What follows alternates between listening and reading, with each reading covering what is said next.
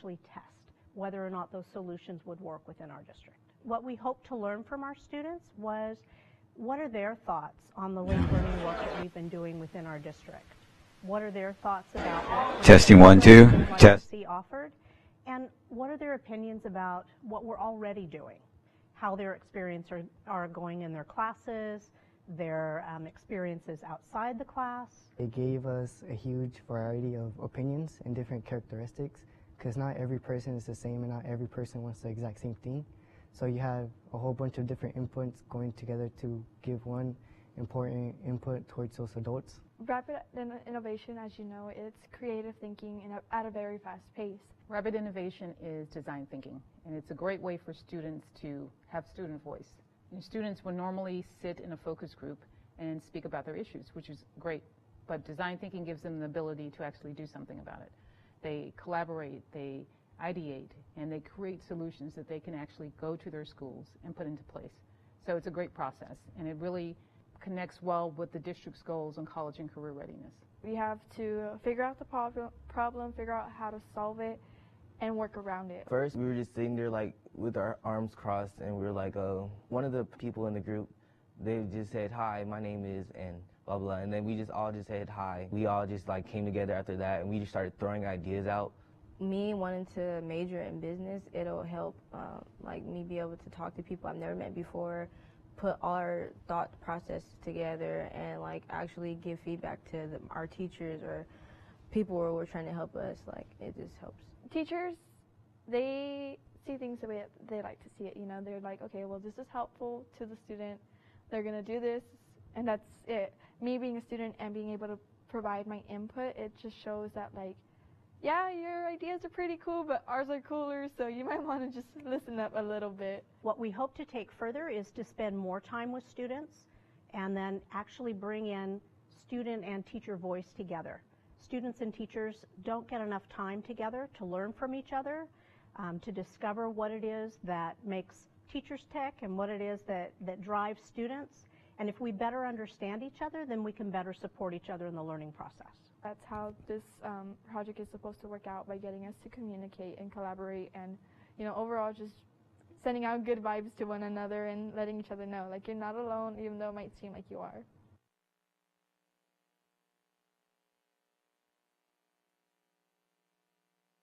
Every child is not the same, and not every child learns in the same way. Choosing a school to nurture your child's interests and talents starts with school choice options. We offer more than 20 magnet and specialty programs for students with focused themes. Realize your child's full academic potential. Discover Fresno Unified. Explore the school choice programs designed to engage your child's interests, aspirations, and learning styles. My name is Frank DeLito, and I'm the Energy Manager for Fresno Unified School District. Energy is near the top of our expenses in our school district. With PG&E, we've saved a tremendous amount of money. PG&E has partnered with Fresno Unified to save money and energy. We have a commitment to do the right thing for the students. So every dollar we save with energy efficiency goes right back into the classroom. I'm happy to know that I'm making a difference to the community. And that's what it's about, to make the learning environment better for our students. Together, we're building a better California. Hi, I'm Jessica with the latest news from Fresno Unified in 60 seconds. It's official. The Board of Education has appointed Bob Nelson as Fresno Unified's next superintendent. The father of 7 has spent nearly 30 years with the district. He said he hopes to bring the district back in a space where civility and students are the focus, and we're so thankful to have Bob leading our district. This week, we opened the Fresno Unified Dream Resource Center. The first-of-its-kind center will assist young people with renewal applications for the Deferred Action of Childhood Arrivals Program, or DACA. The Board of Ed also passed a resolution this week in support of DACA. Fresno Unified's annual Steve Scholars program kicks off this week with community members Francine and Murray Farber, who gave 75 8th graders special pins for being on track in the program. They launched the program in 2012 with a $1 million endowment fund in memory of their son, Stephen. The scholarships are awarded to high-performing students in the district during their first 2 years of attending college.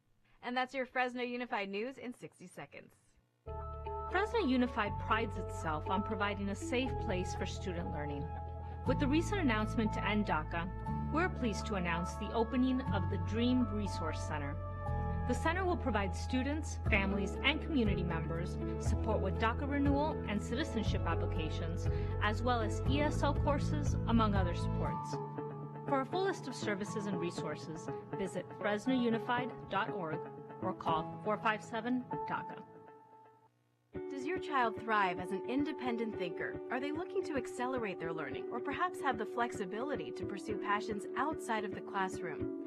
Fresno Unified's eLearn Academy provides students in grades 7 through 12 flexible learning options with interactive teacher supports, on-demand access to classroom learning, and engaging academic lesson plans. Learn more by calling 457-6139 or visiting fresnounified.org. El Distrito de Fresno se enorgullece en proveer un lugar seguro para el aprendizaje de los estudiantes. Con el reciente anuncio de término de DACA, nos complace anunciar la apertura del Centro de Recursos Sueño. El centro proveerá a estudiantes, familias y miembros de la comunidad apoyo con renovación DACA y aplicaciones de ciudadanía, así como cursos de inglés, entre otras ayudas. Para una lista completa de los servicios y recursos, llame al 457-DACA. Fresno Unified School District values community input and encourages the public to speak on issues they're passionate about. As adults and role models for our more than 74,000 students, the board expects all speakers to respect the rights of others by conducting themselves in a civil and courteous manner. The agenda allows for 2 separate opportunities to address the board. The first is during open oral communication, where the public can speak on any district-related subject not listed on the meeting's agenda. The second opportunity occurs when a member of the public wishes to speak on a specific item on the board agenda, giving the public time to do so when that item is called. Generally, members of the public are limited to 3 minutes per speaker for a total of 30 minutes of public comment.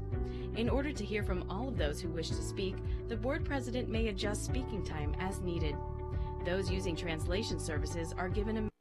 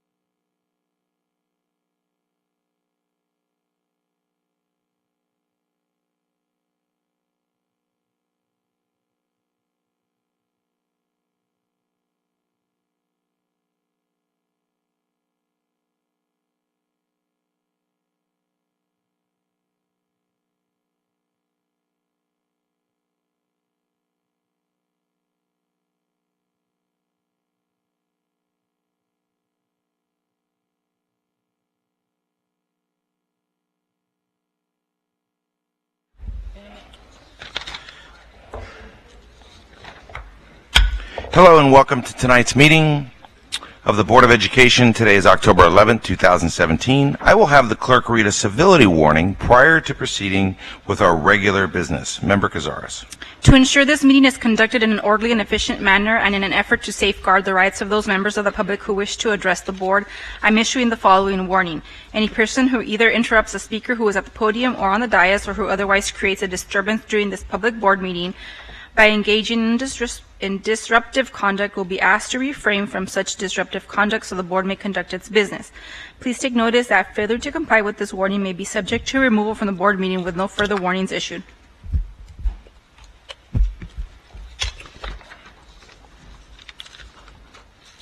Trustee Cazares will now report out any action taken in closed session. Reporting out of closed session, board meeting date October 11th, 2017, on a motion by Board Member Ashton, seconded by Board Member Davis, by the following vote: 6 ayes, 0 noes, 1 absent, 0 abstains. The board took action in closed session for a workers' comp settlement on Richard Cooley, case number 2012-0838. Will Mr. Eddie Vasquez please come to the podium and lead us in the Pledge of Allegiance? Will everyone please stand and remove your hats?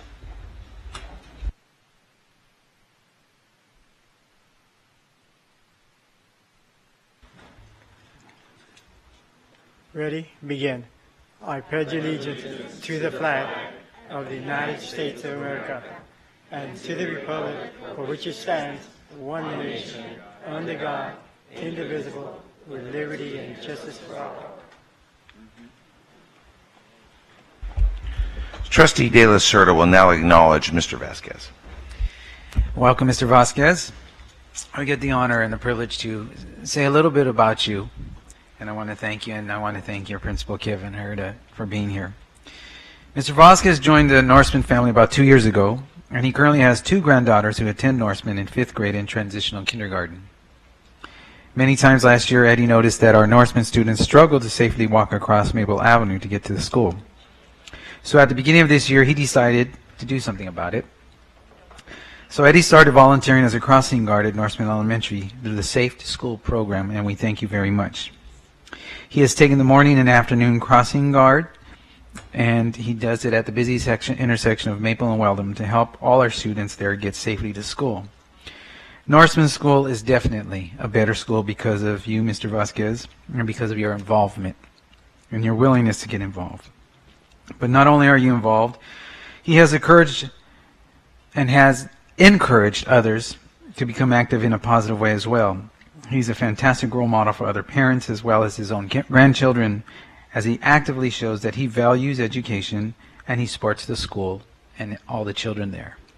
So I thank you for all you do for Norseman Elementary, and on behalf of the board, I thank you. On behalf of Fresno Unified, we thank you so much for your time and your effort and what you do for our students. Thank you so very much. If you would like to say something, please feel free. Would you like to say a few words, Mr. Vasquez? Would you at least introduce who's with you? This is my granddaughter, Chloe. Welcome, Chloe. Mr. Herr. Kevin. Board President, members of the board, and Superintendent Bob Nelson, thank you very much for giving me this opportunity to highlight one of our parents. As we all have heard before, it takes a village. In our case here, it takes a community. From the time that students wake up, they walk across our intersection, there's somebody there greeting them, telling them good morning, and then the last person that they see is also the crossing guard person that is crossing them, saying good afternoon or have a good rest of your day. So with my appreciation of the work that he does, he truly makes an impact, especially for the safety and also being that role model out there for the kids. So thank you very much for that you've done so far.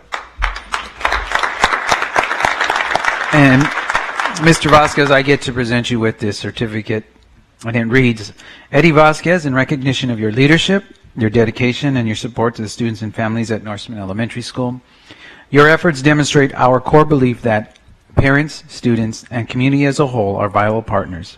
It's signed and dated October 11th by President Ashton of our board, and by Robert G. Nelson, our superintendent.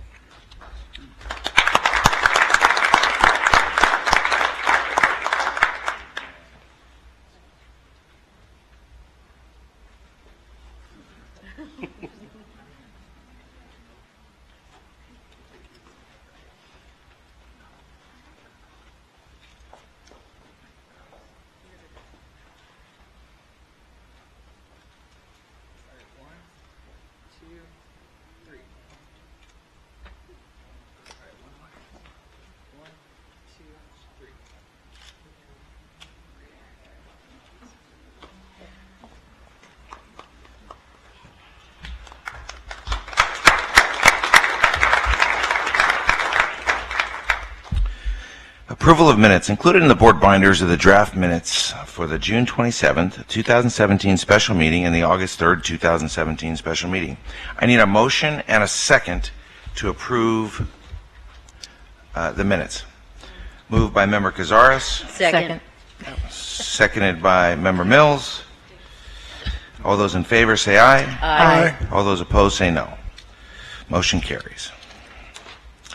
We will now hear from our student board representatives from Design Science High School. I'm sure Miss Overstreet is somewhere here. There she is.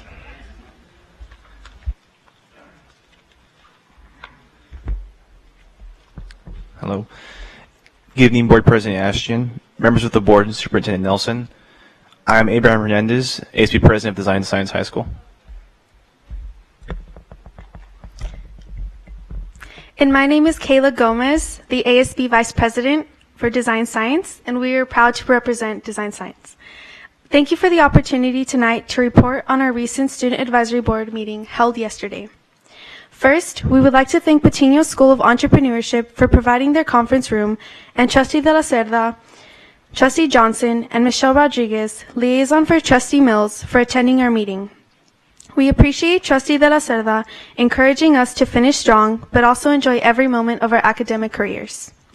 Trustee Johnson, thank you for reminding us that we are a team dedicated to our education, and for making yourself available to answer any questions students may have.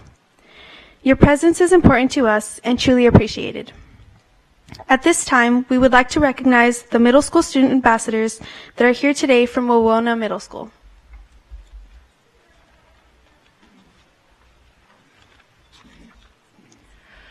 Hello, my name is Alberto Abrego, and I'm an 8th grader at Wawona. At school, I participate in many things such as student council, Asian club, fishing club, weightlifting, and I also do the announcements at my school. My future plans are to go to Edison High School and get a career to go to Massachusetts Institute of Technology and work for Google. What I love about Wawona is the way it's growing from a middle school to a dual immersion school, a K-8 school. Thank you.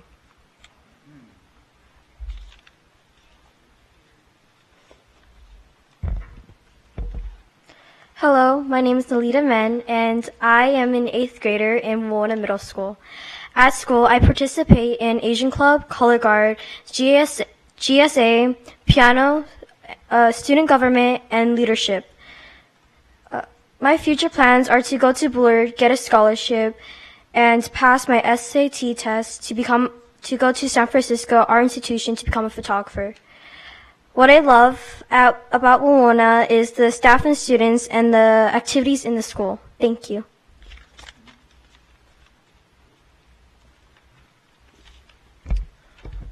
Hello, good evening.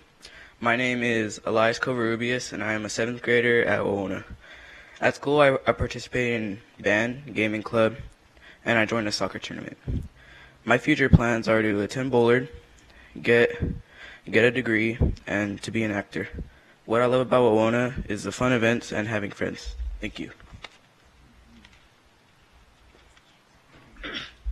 Hello, good evening. My name is Jesus Aguilar, and I am an 8th grader at Wawona Middle School. I participate in cross country, I do men's alliance, and soccer. My future plans are to go to Edison High School for engineering and college, such as UCLA or Fresno State, for sports, like football and basketball. What I love about Wawona Middle School is they have great activities and great encouragement in every student.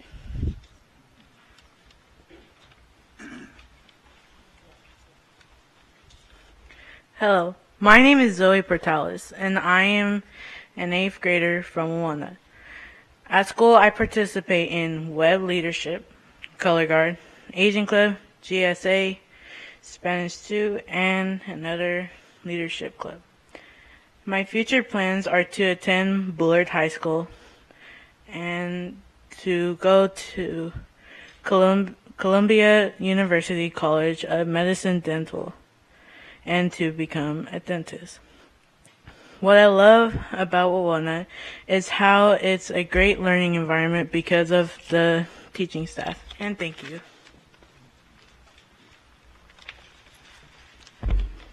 Good evening, President Ashian, the members of the board, and Superintendent Nelson. I just want to thank you all for providing our students with the opportunities that they have and the experiences that they take advantage of. I also want to thank our campus culture director, who has supported our students, and for our students for doing a great job, always coming to school, getting other students involved in activities. We have a 91% engagement at our campus, and I want to thank our parents, our Wawona parents who are back here supporting our students here tonight. So thank you all.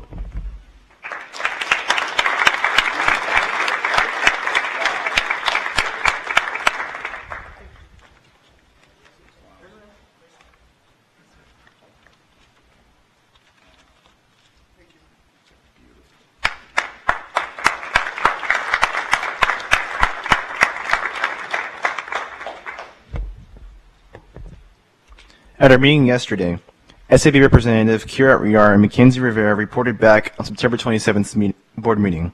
They mentioned the discussion by the board on item A3. The SAB reps reported that item A3 was approved and will allow students who commit minor offenses an opportunity to reevaluate their actions and improve upon them through this Fresno Unified partnership with Fresno Pacific University. Next, the board agenda was read and students pulled items A4 and B10. Clarification was asked on item A4. Trustee De La Cerda clarified that the district is part of the Any Given Child initiative, which extends art programs and makes them accessible to students. As a result, the board contracted with Good Company Players to extend experiences in theater arts for all 5th grade students. Trustee De La Cerda also mentioned that a majority of this funding comes from a donation from Francine and Murphy Farber, who are here present tonight, who also fund the Steve Scholars Program, where Tehipite students who complete the program can receive an academic scholarship upon graduation to support college attendance. The second item pulled was item B10. Clarification was asked over the word censure. Trustee De La Cerda defined censure, referred back to the language on the board agenda, and underscored that the request for this item's placement on the agenda was made by groups outside the board and district staff. Lastly, students requested information on the status of negotiations between Fresno Unified and the Fresno Teachers Association. Students were referred to Fresno Unified's updated proposal to the FTA as of October 5th, 2017. Located on the updated proposal, as the board knows, were such offers of 3.5 ongoing salary increase retroactive July 6, 2016, the district's health benefit contribution of $18,000 per employee per year, and class size reductions district-wide in all grades TK through 12. If students wish to know more information regarding the Fresno Teacher Association proposal, they refer to fresnoteachers.org. Students will also like to request more information on how any work stoppage would affect grading, finals, credits towards graduation, attendance verification, discipline, social and emotional support, and additional student life concerns. We received a timeline for fact-finding and respect that we are following an important civic process. Our members look forward to the ongoing communication between the Student Advisory Board, Board of Trustees, FTA, and district leaders on this topic. There were no additional questions.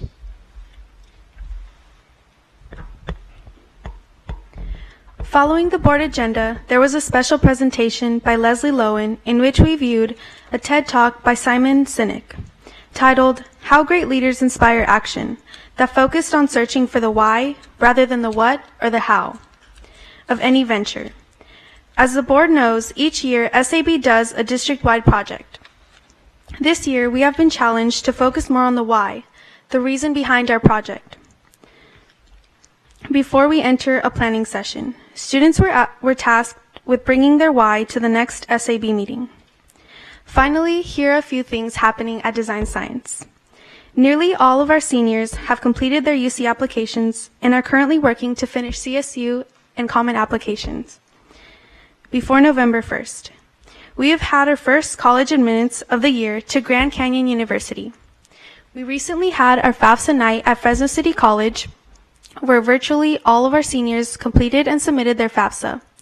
Design Science held a college week where we had a number of universities visit our campus and give presentations, including West Point, UC Davis, UC Santa Cruz, UC Irvine, Santa Clara, and University of the Pacific, to name a few.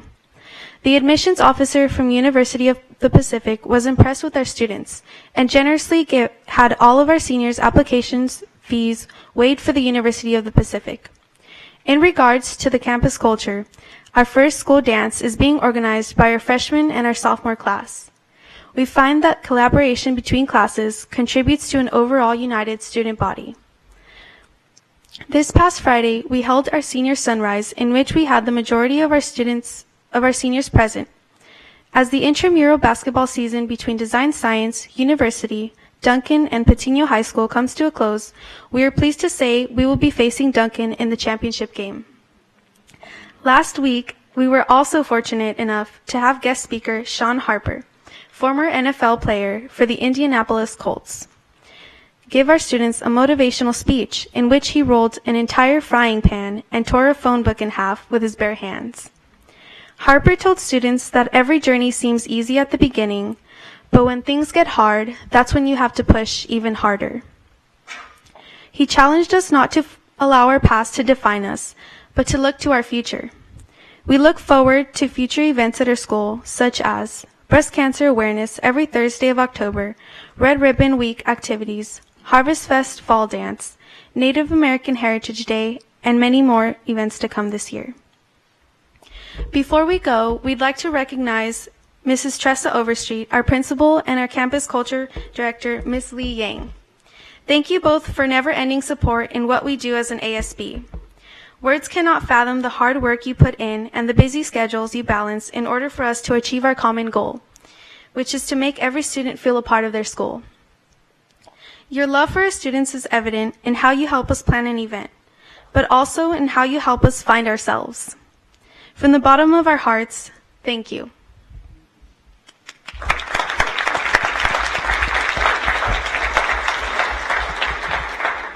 Thank you once again for this opportunity to present the Student Advisory Report. Are there any other questions? I just have a comment, but I will defer to if other members have one. Member De La Cerda, followed by Member Mills. I just want to tell you thank you again. You had very good questions, and it was nice to see a packed house. I want to thank also Patino for graciously providing space for all the students, and it's always wonderful to see our future leaders. And I'm encouraged by the questions that you ask and the concerns that you have and the things that you are, the projects that you're moving forward to share with your fellow students. And it's always, to me, encouraging to see you're engaging in what's taking place on your campuses, what's taking place in our community, and having concern for your fellow students as well as your future students that are coming up.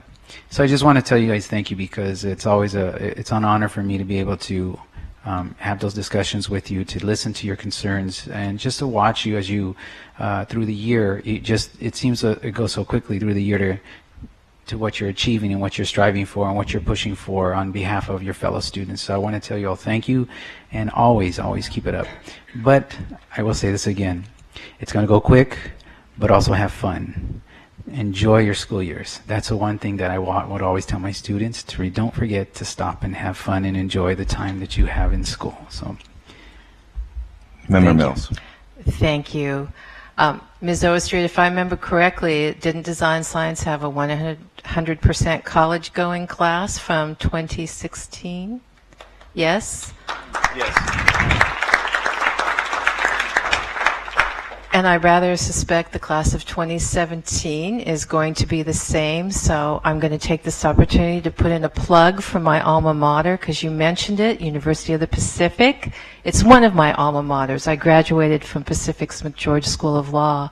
My son graduated from the School of Engineering at UOP, and he loved that school and that campus, so consider it. Thank you. So in regards to Abraham, and I think Abraham said it, and I don't think that Kayla said it, but this board is working very hard to make sure that there will be you will feel zero transition should it go the worst way possible for a strike. You won't miss credits, you're not going to miss classes. We're working extremely hard, one, to work with our partners, but two, to make sure that there's no interruption in your daily school or with your credits. And so I can tell you that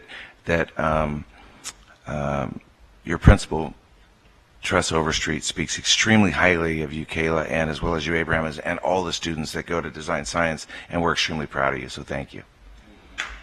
Thank you.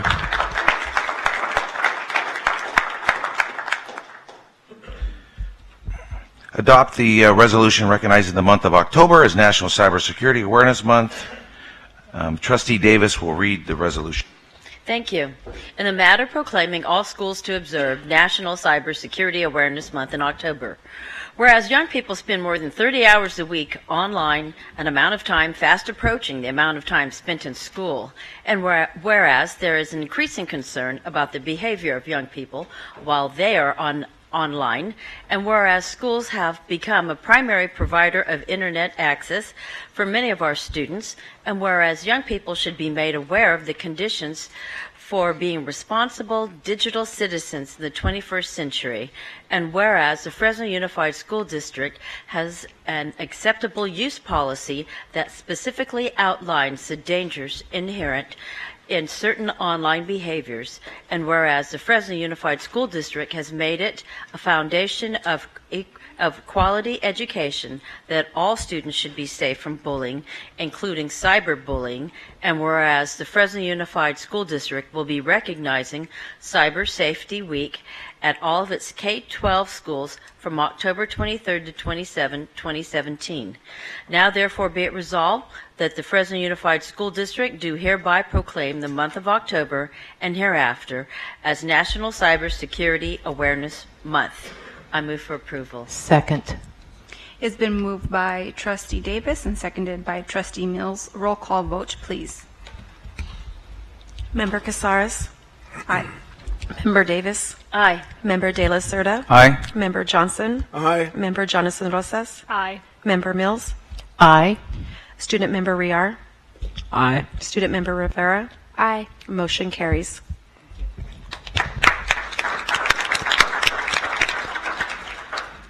Next item is to adopt the resolution recognizing the month of October as LGBT History Month. And I will be reading the resolution. In the matter of proclaiming October 2017 as LGBT History Month, whereas all children and youth should be able to attend school in a safe and inclusive environment free from discrimination, and whereas the lack of awareness and understanding of issues facing LGBT students has contributed to higher rates of isolation, depression, and suicidal ideations or attempts, and whereas education regarding LGBT issues increases understanding and cultivates acceptance, support of, and respect for our LGBT children, youth, and families, and whereas harassment and bullying policies that specifically reference sexual orientation, gender identity, and gender expression are associated with an increase of student safety and well-being, lower levels of bullying, decreased incidents of harassment related to sexual orientation, increased teacher-staff intervention, and a greater reporting of incidents. Now, therefore, be it resolved that the Board of Education of Fresno Unified School District designates October 2017 LGBT History Month and encourages sites to celebrate the accomplishments and contributions of the LGBT community. And I move for approval. Second. Second. Lots of seconds. Will, before we call for the roll call vote, can I please have Pat Barr, former board president, please come to the podium?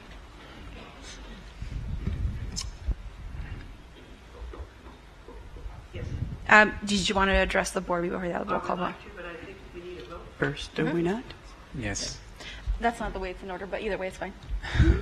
Roll call vote, please. Student Member Riar? Aye. Student Member Rivera? Aye. Member Casares? Aye. Member Davis? Aye. Member De La Cerda? Aye. Member Johnson? Aye. Member Jonathan Rosas? Aye. Member Mills? Aye. Motion carries. So now, former board president Pat Barr, you're welcome to say a few words. Thank you very much. I am very pleased, happily pleased, to receive this resolution from the board for the gay, lesbian, transsexual, junior, you know the numbers, all right? Basically, community. There are many in this audience and in this city that have waited a very long time for something like this to happen.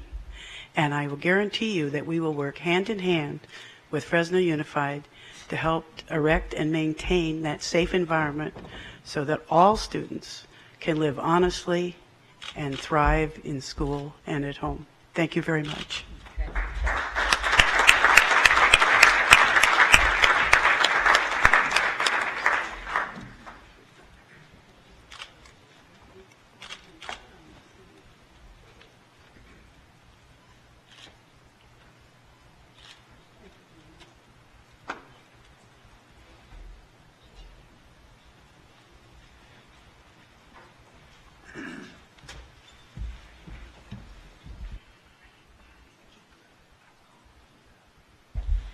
Next, we will hear from our superintendent, Bob Nelson.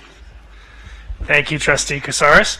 Good evening to all of you. Thank you for joining us for tonight's board meeting. First and foremost, I need, as always, to take the opportunity to recognize our dear friends, Murray and Francine Farber, who are here with us tonight. As many of you know, our Fresno Unified students are so blessed and fortunate to be part of their extended family. They continue to do wonderful things for our kids across the system.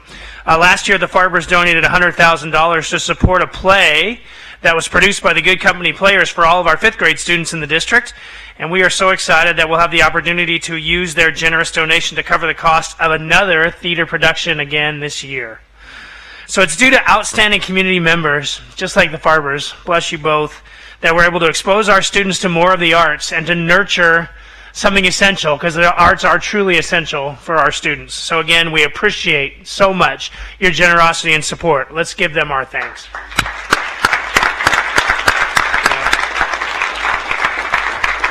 And I'd like to thank the board as well for the resolution proclaiming October 2017 as LGBTQ History Month. That was a History Month that was founded by a Missouri high school teacher named Rodney Wilson to give opportunities for LGBTQ youth and adults to see successful people who resemble them and to whom they can relate.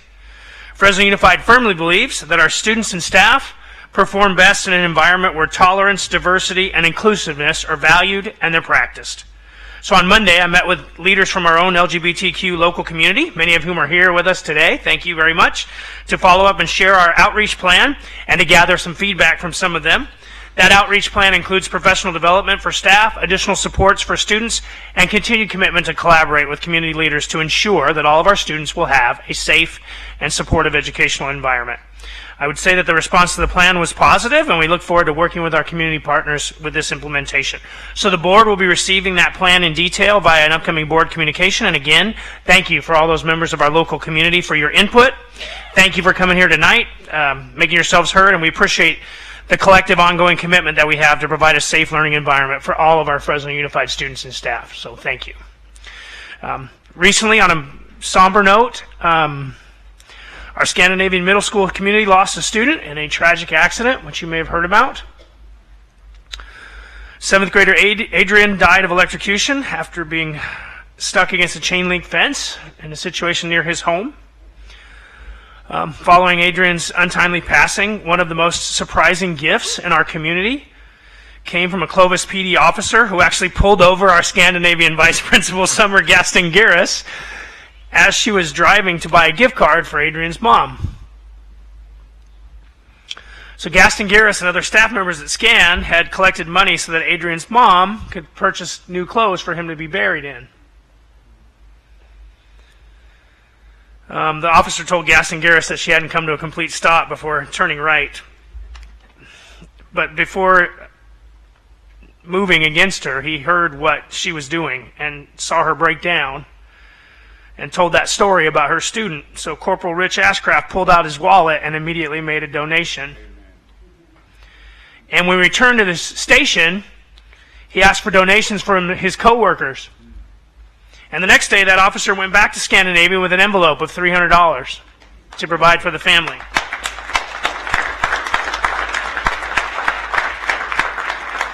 Then our own Fresno Police Department officers that are assigned to Scandinavian raised money to provide a gift card from Vallarta Supermarket, and our good friends at Life Touch Photography created a photo package for the family in this difficult time.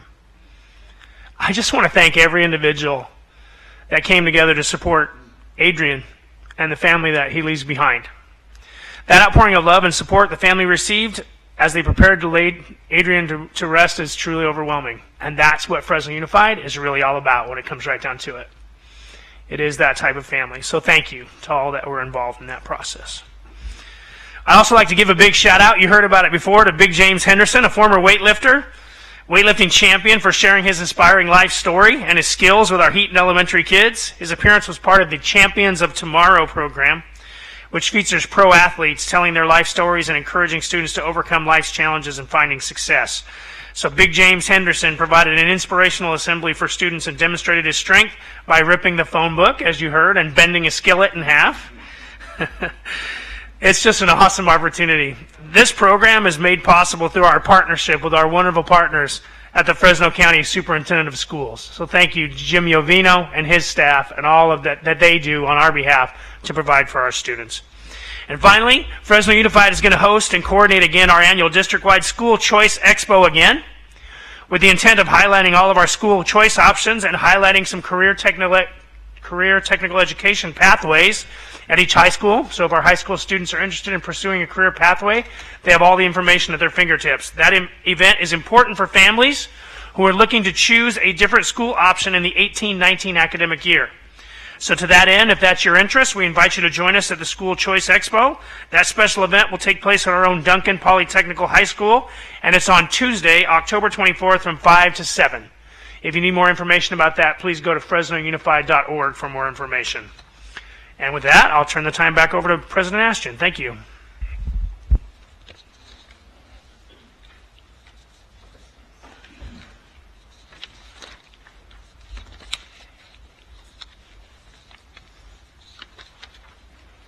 Thank you, Superintendent Nelson.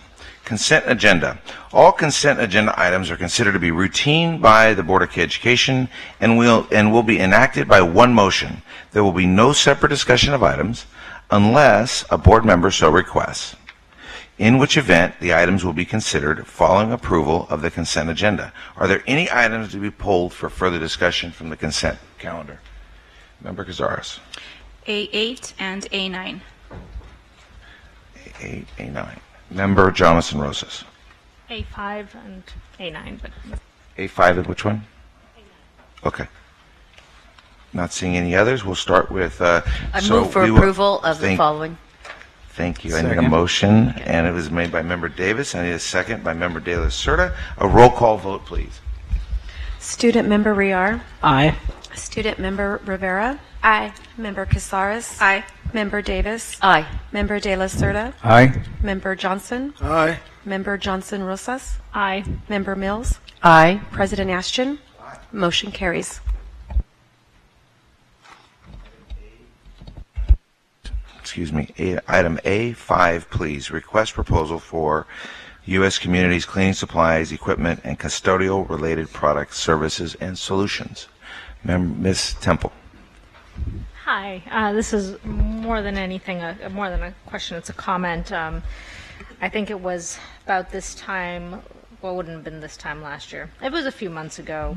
I inquired about environmentally responsible cleaning products, and I saw that that was one of the criteria. And so I just wanted to thank the purchasing department, to thank your staff for including that as a criteria. Specifically, we have a lot of kids with asthma and upper respiratory issues in our district, and I know it's something that a lot of these cleaning products are asthma triggers and affect our kids' health, and so being more conscious about what we decide to use, what products we use at our school sites is really important to the health of these kids, so I really appreciate that. Thank you. Thank you for your comments, and good evening. Excuse me, Board President Ashton, members of the board, and Superintendent Nelson. I just wanted to follow up so that those watching know what we're referring to, and this is a bid award for custodial excuse me, supplies and services. What's unique about this RFP is it is a nationwide request for proposal for which Fresno Unified, under the leadership of Paul Rosencrans in purchasing, Fresno Unified is the lead agency, and once this is approved by the board, over 90,000 public agencies nationwide can use this RFP because we've already done the work of doing the formal bidding and all the work that's associated with that. So then, in fact, when other agencies piggyback on this contract, Fresno Unified does receive a small administrative fee. But more importantly, we're a leader among like agencies throughout the country in making sure that other agencies like us have access to these cleaning supplies and solutions that are beneficial for our students. So thank you. I move for approval. Do I have a second? I'll second, but I have a question. I'm sorry, That's Member when I Mills let had told me this that. on. Member Mills has a question. Thank you. I just wanted to follow up on Trustee Jonathan Rosas' comments. And we do have a significant percentage of students with asthma, but it's also, and I've actually looked at some of these studies, there's about 30% of the population that is adversely affected by any type of chemical fragrance. And that would include most likely 30% of our student population as well as the adults working in this district. So the more that we can do to get all of those scented products out of our schools, it's better for the health of our students and for our employees. So Thank you. We'll note that as we're moving forward. Thank you. Thank you. So we had a motion by member Jonathan Rosas and a second by Member Mills. All those in favor? Aye. All those opposed? Motion carries. Item A8, which is to ratify the cooperation and shared responsibility agreement with the Fresno County Superintendent of Schools. That was my item. I had just a couple of questions. The first question I had was whether or not this program was slated to continue in future years, because it seems like it's a program that was ended already. Good evening, Board President Ashton, members of the Board of Education, and Superintendent Nelson. This is the final year of a 4-year grant, so this is the last year of the opportunity. Okay, then I'd really appreciate it, and it could be done through a board communication, if you could provide us some reporting on the outcomes and goals reached for this program, or how it was successfully integrated into our classrooms, or what came out of the program, so that we could know, be able to report that out, and whether or not we need to advocate for it to be refunded. Absolutely. We actually are working on the report for this year, and so I have the first 2 years' data that we're preparing and finalizing now, so I'd be happy to get a BC out to you. Perfect. Thank you. That's all the questions I had, and move for approval. Second. Motion by Member Kazara, second by Member Davis. All those in favor? Aye. All those opposed? Motion carries. Item A9, ratify change orders and filing notice of completion for the projects listed below. Member Jonathan Rosas. Hi. So also more of a comment. I noticed that in one of them, portables were removed or were slated to be removed, and they had originally been put as part of the contract for work, and then the other, I forget what it was, but it just site operations, and so it just occurred to me that these two might have been prevented with just better school site communication before we put these things out to bid, because the schools would have that information. Right, and in fact, the one of them is a credit. There were portable buildings at the campus on Turner, and they were inadvertently included in the scope of work, but those were portables that were there only while we were doing the new construction project. So that was an oversight when the scope of work was developed. However, that was a credit to the district because it reduced the scope of work. Regarding the painting performed outside of normal working hours, that one, I believe that was a REL. That one was due to not fully having the summer school schedule when we developed the painting schedule, and so we hear you, and in the future we'll make sure that we coordinate better. Thank you. I move for. Oh no, you had. Sorry.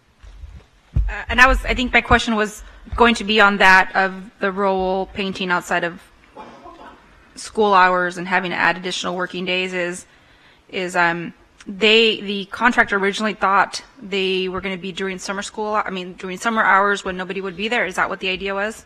Right. The scope of work they bid on would have included painting during normal work hours, but because summer school is held there and we needed them to paint after normal working hours, that was why the increase. So it was a differential for the time period. I think just because when we do exterior painting, we can't do it when children are on campus. Right. So. But you said the scope included normal working hours. Right, but the painting had to be done outside normal working hours. Okay. It just seems to me if they know it's during normal working hours, don't they know that children are going to be there? Well, this was during the summer, so typically, which is why we paint during the summer when schools. We try to work on schools that are unoccupied. And in this case, there was a scheduling issue in terms of the scope of work for the painting project was identified prior to fully understanding the summer school schedule. Then the summer school schedule impacted the hours where the paint could be applied. So it's a lesson learned for next summer. Do I have a motion to approve? So moved by Member Jonathan Rosas, and a second? Second. Second by Member Davis. All those in favor? Aye. Any opposed? Motion carries.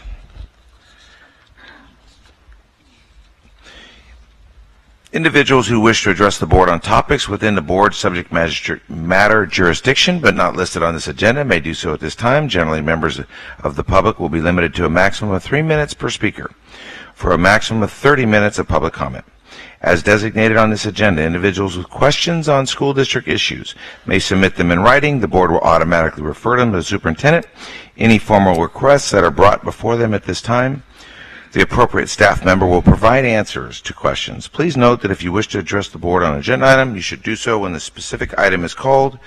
We have 8 speakers that wish to do this.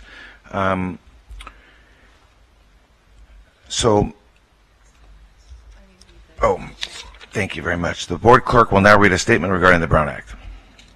The Brown Act requires the public to be given an opportunity to speak on matters related to school district business during the board meetings, and this board welcomes public comment as designated on the agenda. The board expects all speakers to respect the rights of others by conducting themselves in a civil and courteous manner at all times.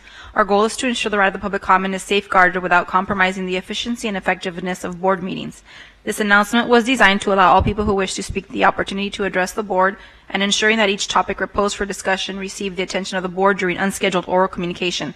This statement is intended to set forth procedures applicable during unscheduled oral communication to allow the board to conduct its business in an efficient and orderly manner while ensuring that individuals who wish to address the board have an opportunity to do so. So we have 8 members which wish to address the board at this time, which will have 3 minutes apiece. And we had I need to go out of order just for one of them. Ms. Francine Farber had said she was going to speak on item A4. We don't, if a board member doesn't pull it, it's my understanding that the community cannot pull on a consent item agenda. So we'll start with Ms. Farber, followed by Jessica Mahoney.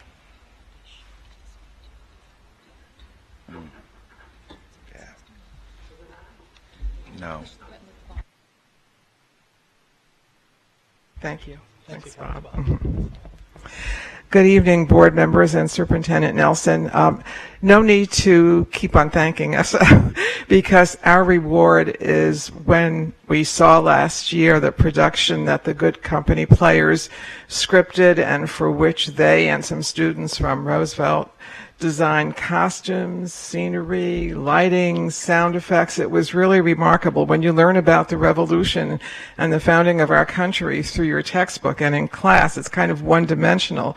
But when you see it on stage and you see the multimedia production where there's a video of horses, you can see the horses' hooves running along during the battle, and you hear the cannon and the lights are flashing and their thunder, and then also Benjamin Franklin for a while at the beginning of the play is a substitute teacher at Fresno Unified.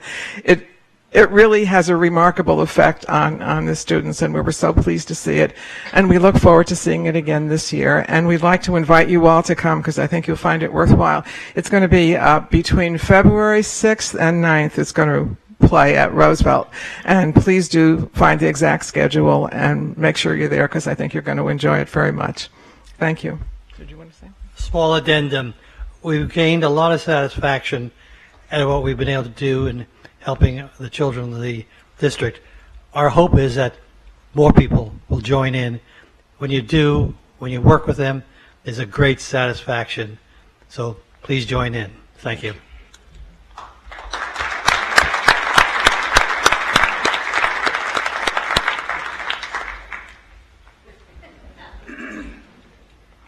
Ms. Mahoney, followed by Andy Fabella.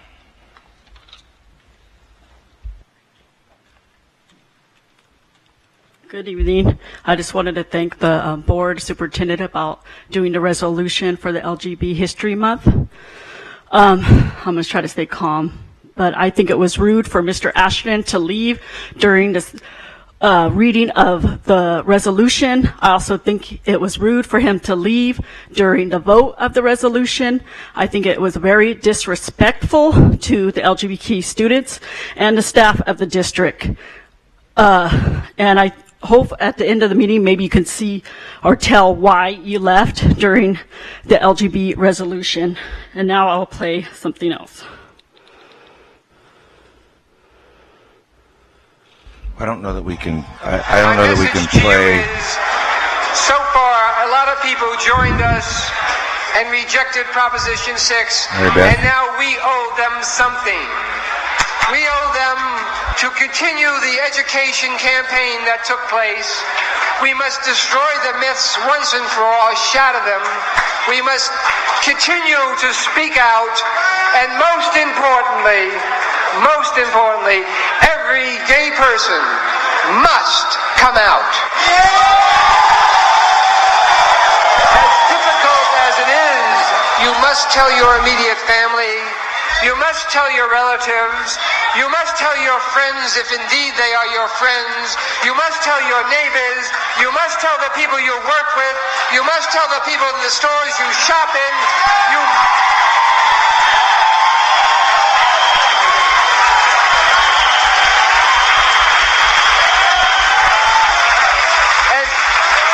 once they realize that we are indeed their children and we are indeed everywhere, every myth, every lie, every innuendo will be destroyed once and for all. And once you do, you will feel so much better.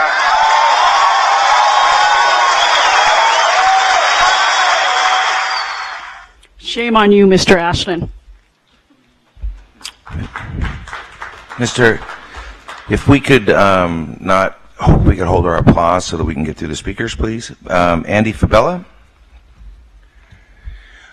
Board President Ashton, board members, and Superintendent Nelson. Talking about tonight, my topic is going to be about respect. We read a Civility Act when we first started this board meeting. According to the Supreme Court of our country, we disrespect our people, this nation, or some of them, every time we salute our flag. Our Supreme Court has said that when you say God, when you say liberty and justice for, they fixed it. They said you're supposed to say all instead of God. When Mr. Delacerda has his rosary beads there, he disrespects all the Catholics in this district because that's not what beads are for. They're just using them as a misogynistic thing there, and that's just not what it's there for. This is not a place for Christian prayer.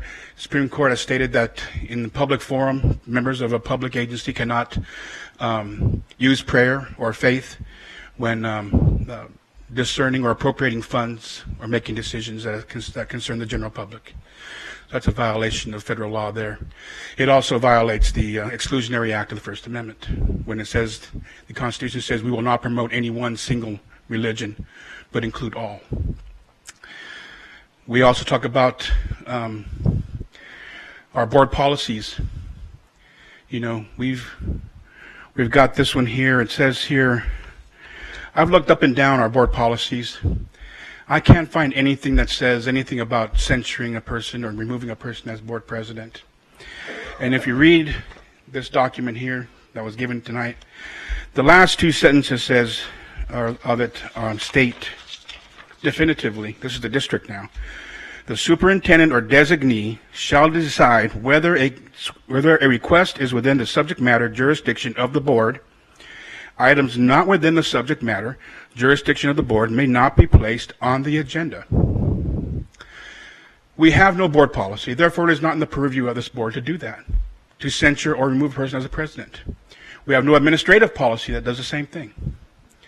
So for anyone to put this item on this agenda, again, disrespects the board policies and administrative policies of this district by going against them. You disrespect yourselves. So how can anybody respect you if you don't even follow your own board policies? Now, I know I get a little enthusiastic sometimes, but I've seen some people here, this gentleman, be as disruptive as anybody I've ever seen before in my life. Maybe worse than me. But I got suspended from a board meeting one time, and I couldn't come to a board meeting because, they said, I was calling him names, whatever. But this guy can disrupt an entire boardroom back in September and even back in February, if you recall. Thank you, Mr. Fabella. Thank you. Gary Barsoom, followed by Reverend Roger Manassian.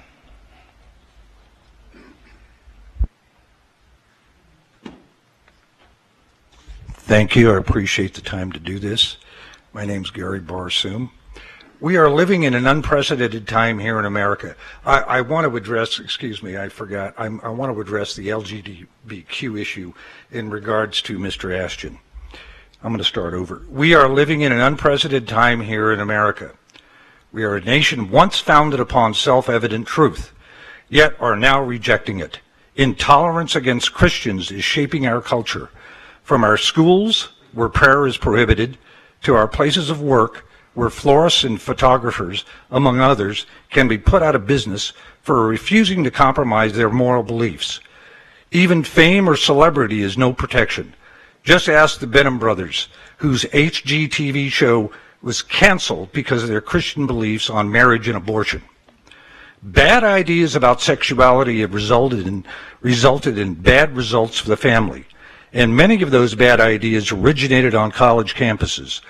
What was once stigmatized as deviant behavior is now tolerated and even sanctioned. What was once regarded as abnormal has been normalized. As deviancy is normalized, what was once normal is now considered deviant. The kind of family that has been regarded for centuries as natural and moral, the bourgeoisie family, as it is condescendingly called, is now seen as pathological and exclusionary. Why would we expect decades of teaching sexual promiscuity in our schools to result in sexual restraint in our students? Why are we surprised at the selfishness of our culture when we have immersed several generations of our children in a curriculum that teaches self-esteem more effectively than it does science and civics? How can we possibly think teaching values clarification rather than moral absolutes will result in a virtuous people? We seem to think education is about acquiring more information than embracing more ethics. The educational establishment has lost its way, and as a consequence, our culture is losing its sense, and we are in danger of losing our souls. You have my backing, Mr. Ashton. Thank you. Please, let's hold our applause, please. Reverend Roger Manassian, followed by Bishop Gerald Westbrooks.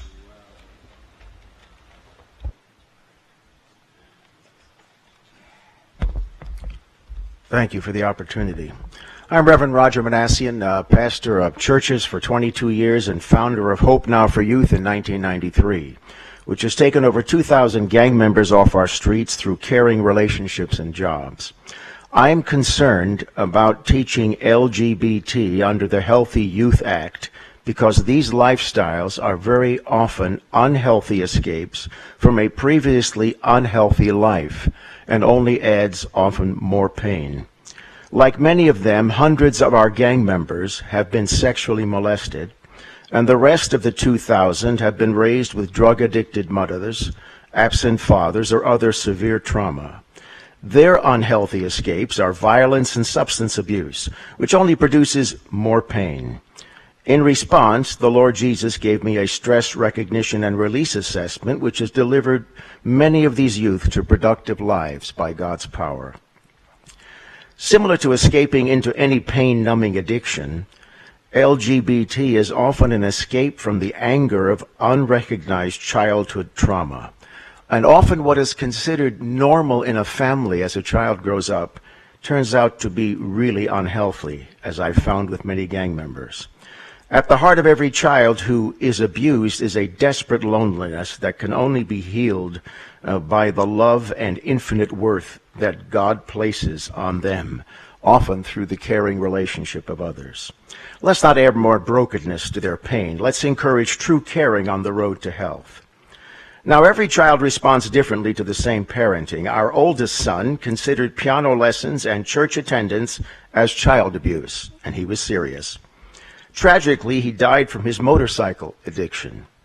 Our second son received the same parenting and is a musician in ministry today. I wish I had known earlier about stress recognition and release that has since delivered people from violence, broken relationships, depression, anxiety attacks, physical pain, and even autoimmune disorders from psoriasis to Lou Gehrig's disease. Let's not teach our children to worship the American idol, which is, as we well know, sex anytime, sex anywhere, sex any place, sex anyhow, with anybody. The Bible says we were created in the image of God. Male and female, He created them. We can help our children get past their pain and anger to embrace their wonderful God-given creation. Thank you. Thank you. Let's please hold our applause. Bishop Gerald Westbrooks, followed by Zoyer Zindel. To the President, Brother Brooke, Bob Nelson, and this distinguished board, I celebrate you tonight. I didn't come to crucify anybody. I come to celebrate you and what you've done for my life. My granddaughter, who came from the Fresno Unified School District, who ran into bullets being shot in Las Vegas because she knew who she was. God created a man and a woman, period. I didn't come to crucify you. You be what you want to be. You do, Bishop, what you want to do. we'll have to speak at the microphone because they're recording it. But my children, I have 13 of them. I have 48 grandchildren. And now we're starting to have the little ones, the great-grandchildren, coming aboard.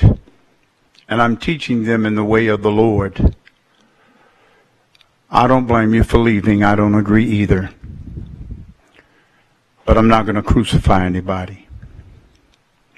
You said something that turned my world upside down when this thing first started.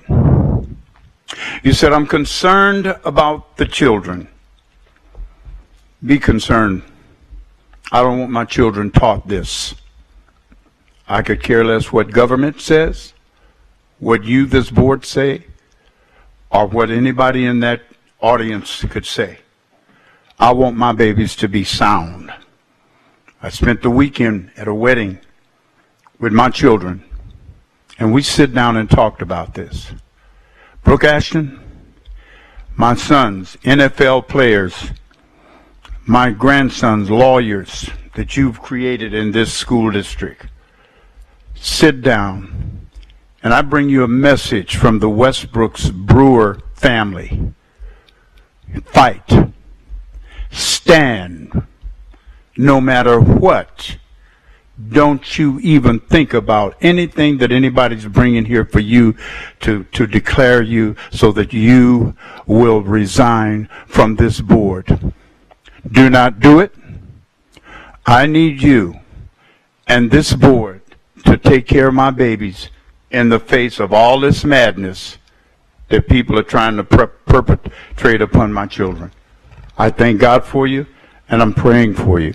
Thank you. God bless you tonight. Thank you, Bishop. Zoyer Zindel, followed by Jordan Fitzpatrick.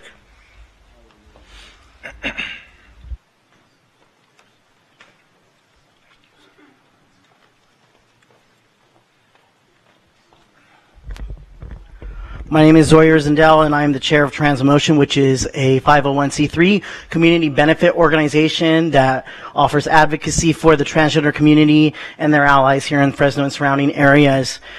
So first off, I definitely want to thank Superintendent Nelson and the other staff who have been meeting with us to make changes in the district and make positive changes so that LGBT students can feel safer and not ashamed for who they are, something that is inherent and innate and something that they cannot help. No one should feel ashamed for being alive. Just the way no one should feel ashamed for having brown hair, for having brown skin, etc. I'm also very disappointed, Brooke Ashton, as you know. You had an opportunity to meet with us and get some clarification, because I know we had some misunderstandings over the last month, and you chose to not meet with us. And that was where you made an error. And so I'll make this short today. National Coming Out Day is today, and it's very important to me. I was born today, 31 years ago. I was born on National Coming Out Day. And for my birthday, I only want one thing, and that's your title.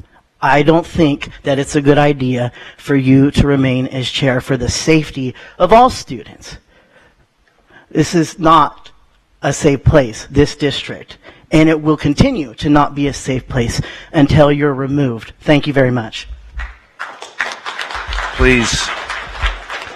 So if we can, I'm going to ask you one more time, please do not, let's not applaud one way or the other. Jordan Fitzpatrick, followed by Michael Kurnasoff, Michael J. Kurnasoff, Jr.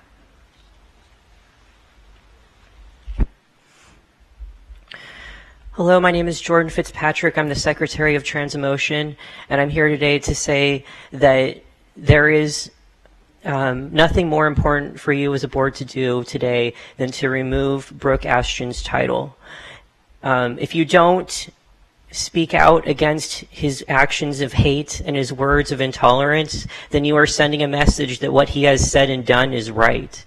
And comparing the LGBT community to the Ottoman Empire and saying that by speaking up for ourselves that we're like the Ottoman Empire and committing genocide, that's terrible, that's wrong. And so you need to remove Brooke Ashton from the board, or else you are saying that homophobia and transphobia and hatred of the LGBT community is okay. And as long as he is on the board, Fresno Unified will not be a safe school district, because words like yours contribute to the students feeling unsafe and even suicidal.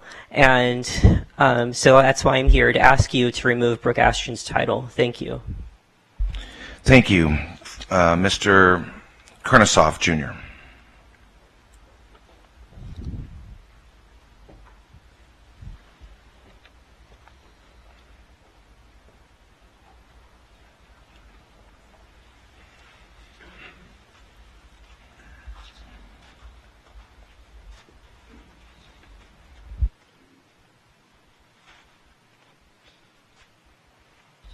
Go ahead, sir.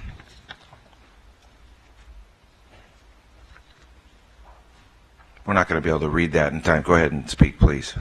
What you have in front of you is a breakdown of an incident where my daughter was almost hit in the school crosswalk along with an employee and several other students. And the school principal, as well as the superintendent here, have selective amnesia, don't like to follow up on it. Superintendent hasn't emailed me back. Principal, when I called, tried to say that it wasn't a student. The staff member identified the student. Student's an unlicensed driver driving the vehicle to school every day. And basically, this guy, he speeds past my wife in the neighborhood on Garland. This is Duncan High School. And as he's speeding down Garland, you got the crosswalk person, it's a school security, Miss Rose. And she's got the car stopped, and he just goes right through it. And he almost misses my daughter. My daughter intuitively figures, hey, something's not right. And she stops. All she had to do was put her arm out, and she could have touched the truck. And so since this incident, I feel like it's just been brushed under. To say I'm disappointed is highly an understatement. There should be enough of these. Did everybody get one of these? Because with this paper right here, I've itemized in a chart a breakdown of the entire flow of events. This here is a copy of the emails. So you can see the email on page 3 that I sent to the principal. And then above it, you can see where I forwarded it to Mr. Nelson here. Still hasn't emailed me back. It's been about a week. Requested he put his response in email. So we had a lockdown also. Some kid brought a gun on campus. And, we didn't get phone calls till we were at home eating dinner. Only my wife got one. I know I'm on that that list where we're supposed to receive phone calls. But that was really upsetting because we got a phone call from our daughter, while the lockdown was going on, while there was there was a gun on campus and some shots went off. So that was upsetting. And then, it's like to add insult to injury, you got that. We just feel like there was nothing done to hold the student accountable. You have a life and death situation with a gun. You got a life and death situation with a car. No talk of anything for what I requested in there. It was real minimal. How would you guys feel if your kid was almost hit intentionally, deliberately, and then blown off by the principal, and then not responded by the superintendent? Can't even look at me. Oh, now he does. Yeah, sorry, right. What do you make, 200,000? Superintendent? Ballpark? You're in that ballpark. I know the principal makes about, what, 120? 100? Mr. Kurnosoff, so it's not a question-answer period. You guys are paid by our taxes. You work for us. You're supposed to watch out for the best interest of the students. Not try to save face. So, I'd like to make a suggestion. Can we have somebody meet with you and your family and try to resolve this deal and figure out how we're going to go The next forward? step, I'm going to go to the news. So I'm disappointed because they haven't done anything. Mr. Kurnosoff, your time is up now, but the news. Anybody want a copy? The news is here. Can somebody, Superintendent Nelson? Can somebody? Brian Walls, our superintendent, Assistant Superintendent Brian Walls, will meet with you. Anybody want a copy of the incident?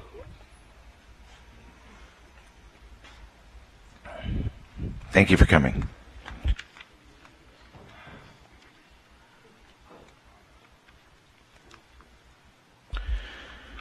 Okay, item B10, I will turn over to our clerk, Cazares. Item B10, discuss. Agenda item B10, discuss censure and or remove as president of the board, Mr. Brooke Ashton. Presentation by Reverend Bill Netsevich.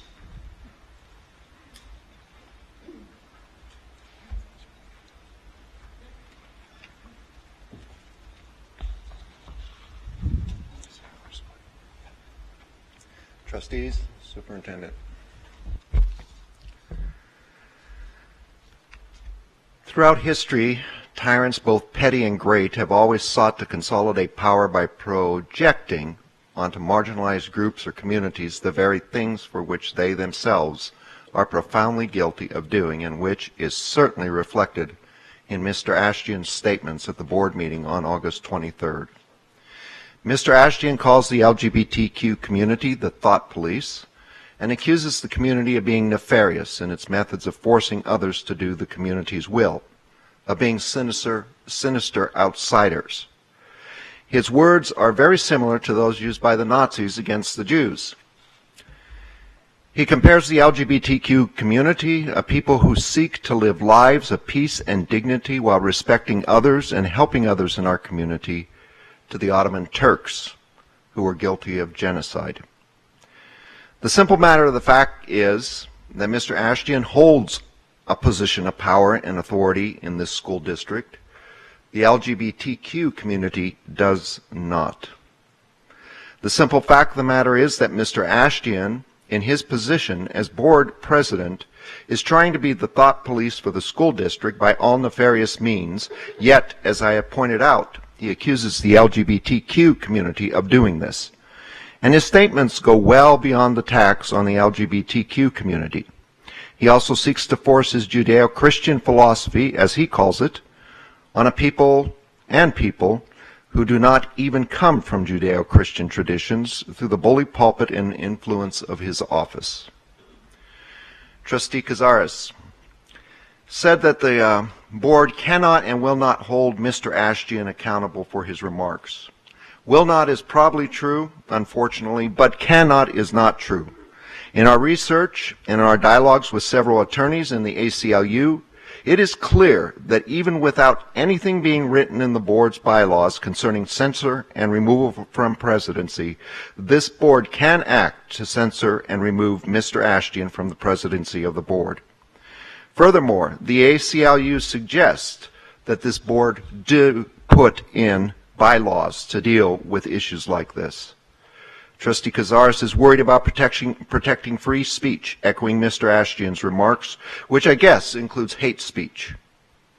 And she is worried that any board member could be censored if the board acted upon our demand. Well, you can bet that if any of the board members here said half the things that Mr. Ashtian has said about the LGBTQ community, you'd be getting a similar demand. This is not about free speech. It is about a person using his office to denigrate, isolate, dehumanize, alienate, vilify, and attack a marginalized people, while forcing his narrow Judeo-Christian philosophy upon those who do not share his beliefs, including the clergy that is signed the letter that I am about to read. Now, this letter comes from clergy who represent congregations that are in the Judeo-Christian tradition. We stand in solidarity with the LGBTQ community and all communities who are attacked, belittled, and marginalized by politicians using their religious beliefs to suppress, vilify, and denigrate others, while consolidating political power for themselves. Our country's motto is E pluribus unum, out of many one. There's no place for tyrants who use their offices to force their will upon others. And here is the letter. We as representatives of many faith communities are in shock by the remarks that President Ashtian read into the official minutes of last Wednesday's board meeting, and that would have been the August 23rd board meeting. It is clear from his remarks that he has nothing but contempt for the LGBTQ community, especially the most vulnerable, some who happen to be LGBTQ children. To compare the LGBTQ community to mass murderers, the Ottoman Turks, is reprehensible. His remarks have done serious damage to the board. Many of our communities of faith have LGBTQ members, some who are even Armenian. His remarks aimed at vilifying and dehumanizing those who sought to hold him accountable for his prejudicial words concerning the LGBTQ community cannot be ignored or tolerated. We as faith leaders demand that at a minimum, the board publicly censor Mr. Ashtian and preferably remove him from the presidency of the board. Your inactions or actions will either condone his comments, sending a chilling message to the students of the district that it is okay to hate, or they will affirm the diversity and beauty of all our children regardless of their ancestry or sexual orientation. Faithfully signed, Reverend Bill Knezovich, me, pastor of Our Savior's Lutheran Church, Mark W. Homerud, Bishop of the Sierra Pacific Synod of the Evangelical Lutheran Church in America, Reverend Dr. Norman Broadbent, United Church of Christ Clergy, Reverend Steve Ratzliff, retired pastor, Mennonite Community Church, Reverend Karen Stoffers-Pugh, Wesley United Methodist Church, Jim Grant, Director, Social Justice Ministry, Diocese of Fresno Roman Catholic, Reverend Akiko Miyake Stoner, United Methodist Clergy, the Reverend Ara R. Gugazian, Rabbi Rick Weiner, Reverend Dr. Chris Breedlove, pastor of Community United Church of Christ, Reverend Tim Kutzmark, pastor of Unitarian Universalist Church of Fresno, Reverend Sophia DeWitt, United Church of Christ Clergy, Reverend Deacon Stephen Schickfington, Episcopal Church, Reverend Paul Clark, Lutheran Campus Ministry. Now, I know there's nothing you can do tonight, but I would certainly hope that the board would take it under advisement. These are faith communities, and as I said again, a lot of LGBTQ Christians have been seriously hurt. Thank you. Do any trustees wish to speak to this item? Trustee Mills. Thank you, Trustee Cazares. I appreciate the remarks and the sentiment, but I disagree with the comment. I think this is an issue of the First Amendment and freedom of speech. And maybe I perceive it that way because I'm an attorney and that's my training.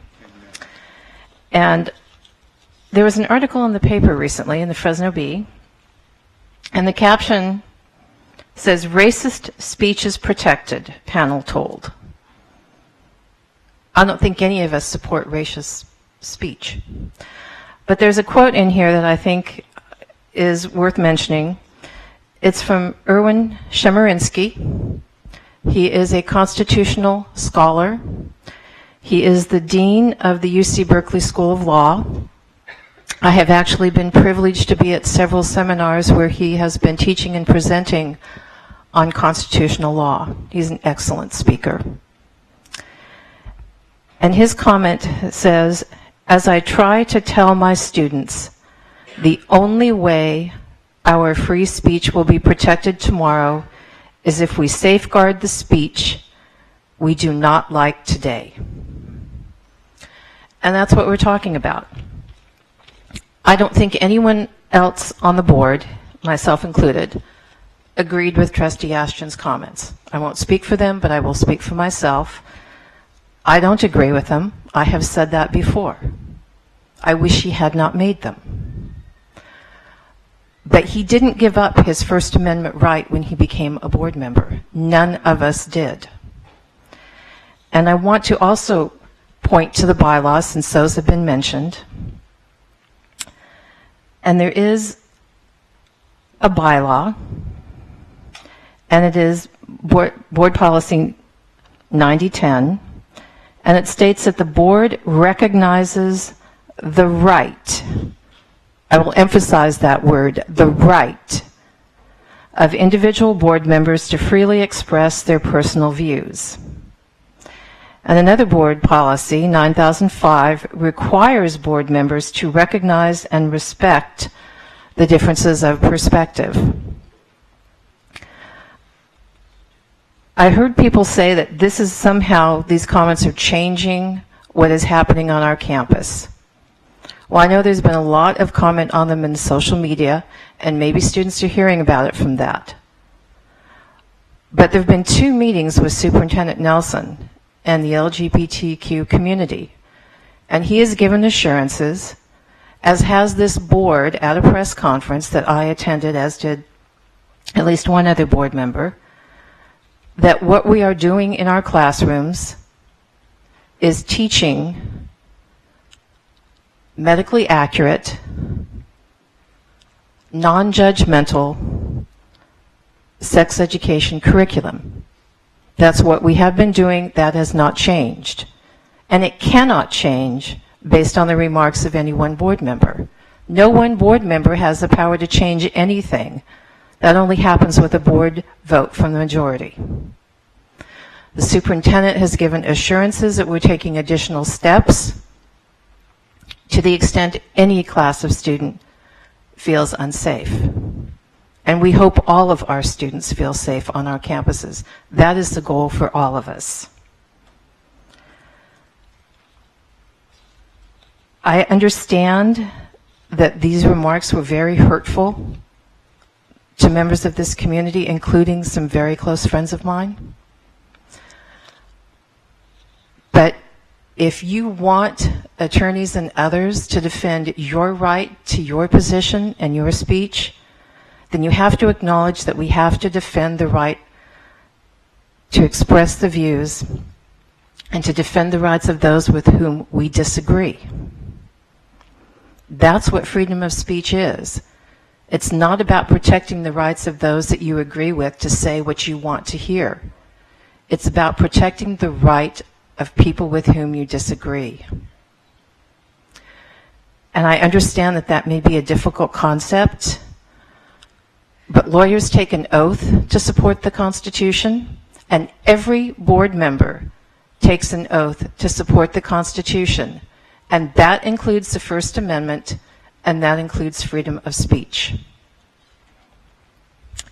And I have received a lot of emails. I have sat through many board meetings where people expressed their views, and I think, frankly, civil discourse civil discourse can be difficult when there are such disparate opinions,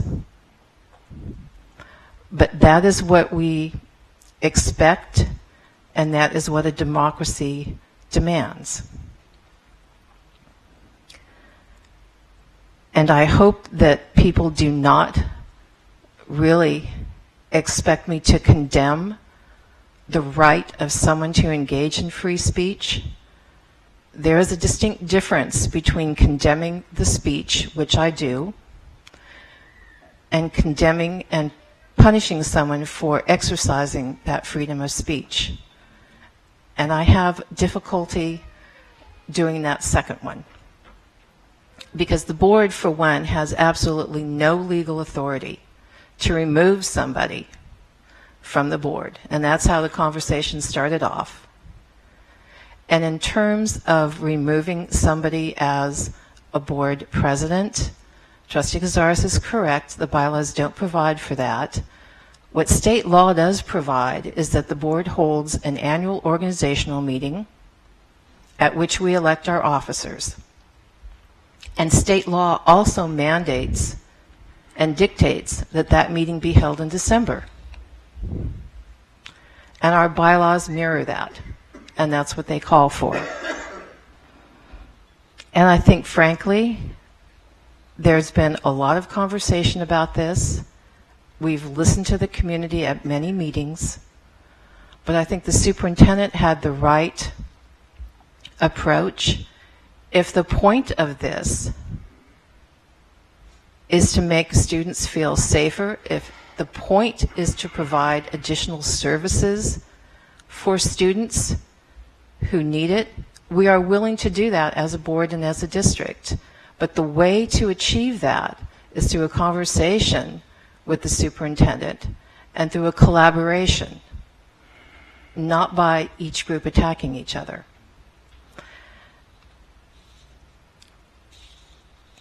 I think, personally, it is time for everyone to stop the personal attacks, and that means everyone, and for everyone to focus, actually focus, on the students and on the business of educating the students and moving forward collaboratively. Thank you. Trustee De La Cerda. I do appreciate Board Member Mills's comments, but I'd like to point out some things as well. I don't think this initially was any attempt to stifle anybody's freedom of speech. I know that I made a comment quite publicly that had nothing to do with Mr. Adjian's freedom of speech, but I did state quite clearly that with free speech is free, but is not free of consequences. And as Board Member Mills pointed out, we do not have a policy that allows this to take place. And I'm going to address that in just a minute, because we also have other policies. Our board policy that directly addresses our board president and his authority and his position when speaking for the district. The board encourages the spokesperson, in this case the board president, to exercise restraint and tact and to communicate the message in a manner that promotes public confidence in the board's leadership. It's very important, because yes, we are leaders because we chose to be up here and we were elected to be leaders. That's not leaders of my ideals as a Catholic or a Christian, although those are a part of who I am. I'm a leader of all individuals, students of every race, ethnicity, gender, belief. Our policy goes on to say, when speaking to community groups, members of the public or the media, individual board members should recognize that their statements may be perceived as reflecting the views and the positions of the board. That's where I took issue. Board members have a responsibility to identify their personal viewpoints as such and not as the viewpoint of the board. Extremely important to remember, especially when you put yourself in the role of leadership. We are in, all 7 of us, a role of leadership. Mr. Ajian and Ms. Casares were elected to be our spokespersons, and they accepted that responsibility, and they accepted it understanding these are our board policies. In addition, the board encourages members who participate on social networking sites, blogs, or other discussions or informational sites to conduct themselves in a respectful, courteous, and professional manner, and to model good behavior for district students and the community. Such electronic communications are subject to the same standards and protocols established for other forms of communication, and the disclosure requirement of the California Public Records Act may likewise apply to them. As per the policy, it was stated that there is no policy that requires us to take action. That is true enough. But nor is there conversely a policy that does not prevent us from taking action. So if we chose to, we could take action. There's nothing to prohibit this, because as it was pointed out, it is allowable for us and within the board's authority to govern our own business, and we reserve the right to choose our leadership. Now, I for one have made my statements clear already and my stance. So it isn't within the jurisdiction of the board to choose leadership. If it is the majority and the will of this board that we should ask for the removal of Mr. Ajian as president to step down, so be it. But if the majority is unwilling to do so, I would encourage and insist that at least and at the minimum, we censure Mr. Ajian based on what has taken place, based on what our board policies require from our leadership, specific to us all, but more so to our leadership. This is not a case of freedom of speech or taking one's freedom of speech away. It is in following with board policy, and their expectation as a leader using board policy as that guideline and that understanding when you place yourself in that position of leadership. Our job is to represent each and every child that comes into our district, that crosses the threshold of our classroom. As a teacher, as an educator, in my 33 years that I started, those times in classroom, I did not have the right or the ability to tell students as they came into the classroom, I will teach you and you, but not you. No way not you. Maybe you. You might have a chance, you don't have a chance. Every single child that came into my classroom was my responsibility. Every single child that comes into our district is our responsibility. As leaders, we have an expectation to and as teachers and educators in whatever level we are in this district, we have an expectation to accept and teach and support and love our children. More so, we have in the back our expectations of character that we want to share with our children. But as I've stated before in our boardroom, that requires us as leaders, because we've chosen this position, to accept the responsibility of those characters, to uphold those characters The same characters that we want to establish and help our children grow into, and the limited time that we have your children, we have that same expectation for ourselves as the teachers, as the educators, as the leaders. And that is what this is actually referring to. And our board policy is clear enough about our words and our conduct. This is not to prevent anybody ever at all, and I'm saying this quite clearly, to prevent them to have their freedom of speech. In my mind, that would be nonsensical. But when you are in a position of authority, and you choose that position of authority, you have to also choose your words carefully and wisely, especially when you are in a position such as ours in the field of education. Because our children are listening. Our children are not unaware of what's taking place.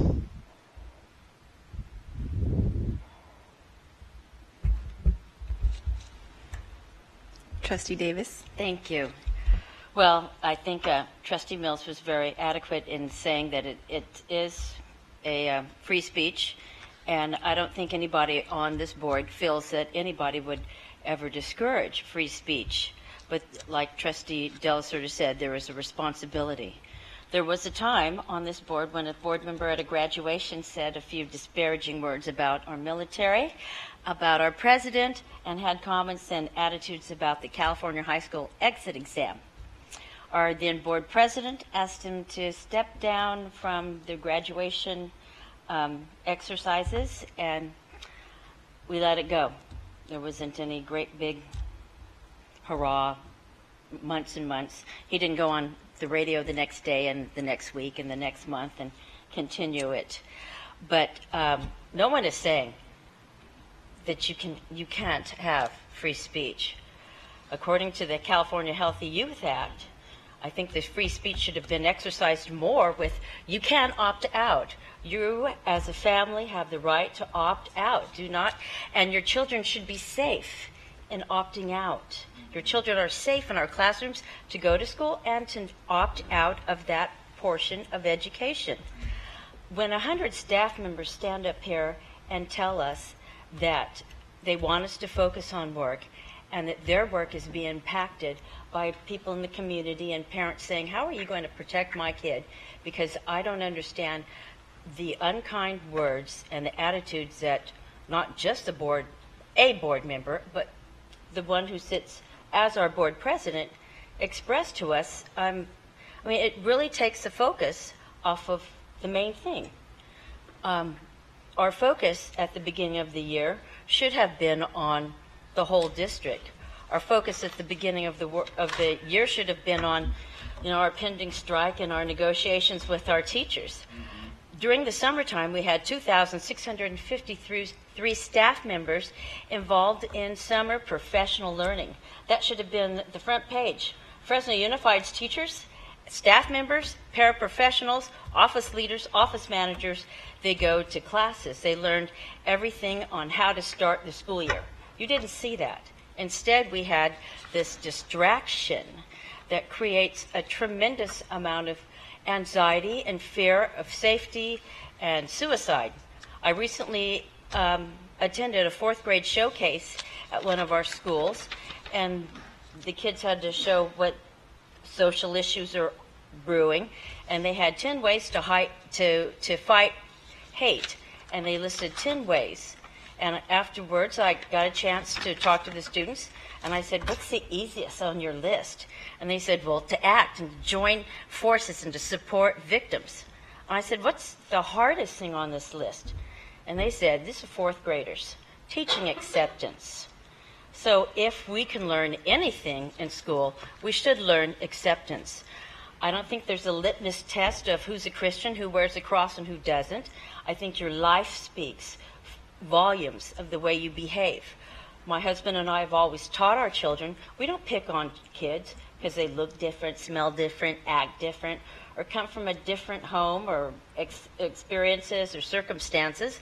But we clearly, my husband and I, model our values and our lifestyle for our children to choose and to grow up healthy and kind and compassionate and caring. So that speaks for itself.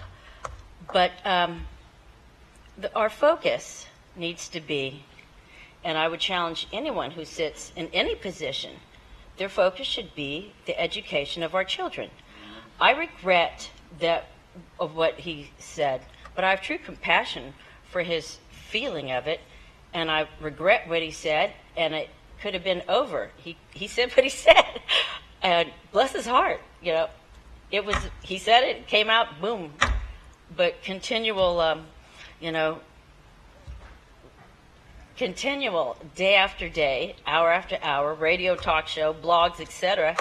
And, you know, when I run into clergy, and I thank the clergy for coming in tonight, and I see you at breakfasts and luncheons and events, I always grab Pastor Franklin or H. Spees and my own pastor, Don Hargis, and say, pray for us. People who go to the Vatican, I tell them, light a candle for us. Remember Fresno unified. And in the morning, I am tremendously grateful for this meeting when I wake up. And I don't know your name, but I see your face, and I call you out. And my thankfulness and my attitude of gratitude for the work these people that sit in these chairs do on behalf of our community, your children, your grandchildren, your nieces, your nephews, your people. Because in our life, that's all we have.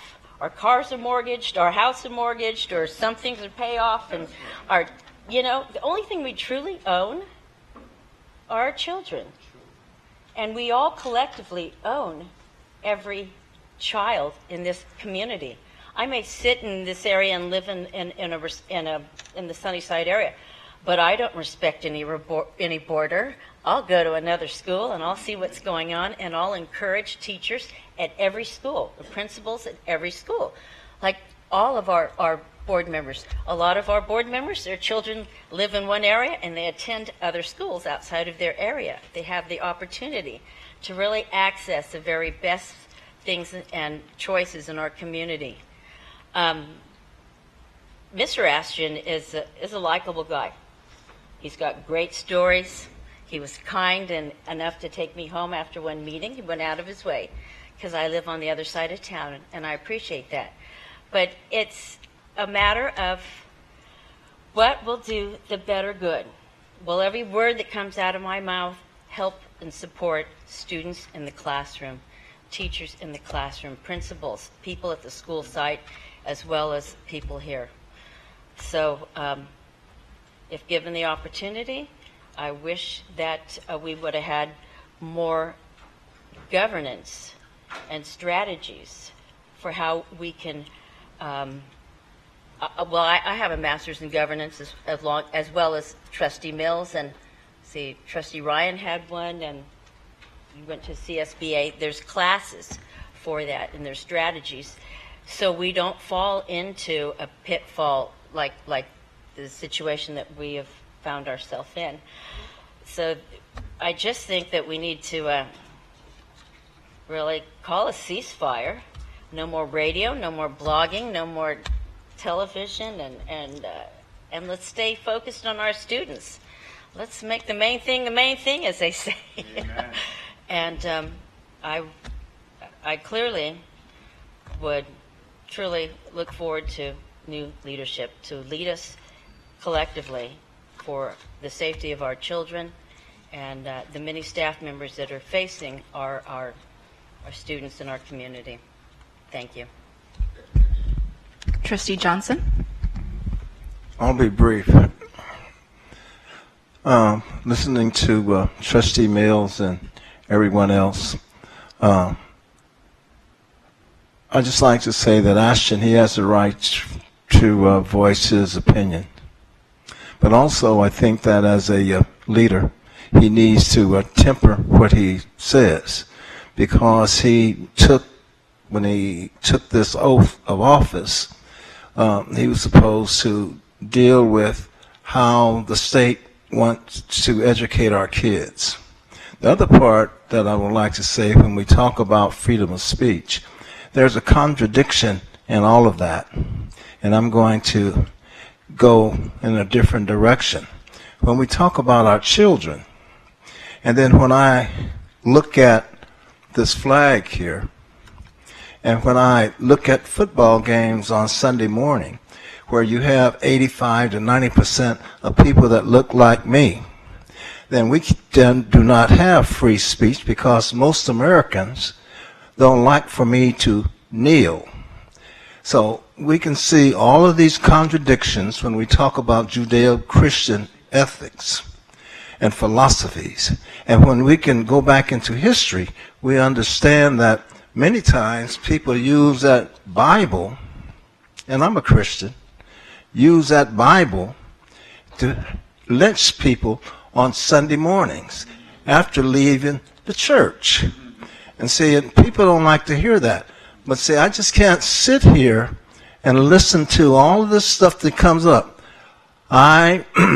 The individuals who came before the dais, you know, I support you, and I'm not going to say anything negative about you because the same kinds of persecution that you go through, I've gone through that persecution for years.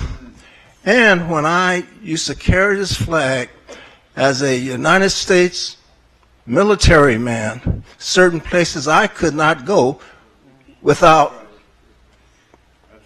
in my uniform, okay? So when I listen to all of this contradiction, that bothers me. And we need to be talking about how do we change our attitudes. And when I talk about attitudes, I am talking about my brother down here, that he has his belief, I have my belief, and we are brothers. And he understands what I'm talking about. And we need to think about all the contradictions. And when we talk about our children, why they can't behave and don't behave, that's because they look at the adults. We don't behave. We're not good examples for our children. We live in our houses in Northwest Fresno, wherever we live. We live out there in Clovis, and then we talk about little black people. How many slaves are we going to go get? Okay? So education is about cleaning up your mind. And if you can't clean up your mind, don't come up here and pretend how good you are and talk about that Bible and what a good Christian you are, because on Sunday mornings, that is the most segregated hour in America. Right. So think about that. Right. And so when you go get on your knees and pray and ask, how are we going to change America? And the change begins with you first. Thank you.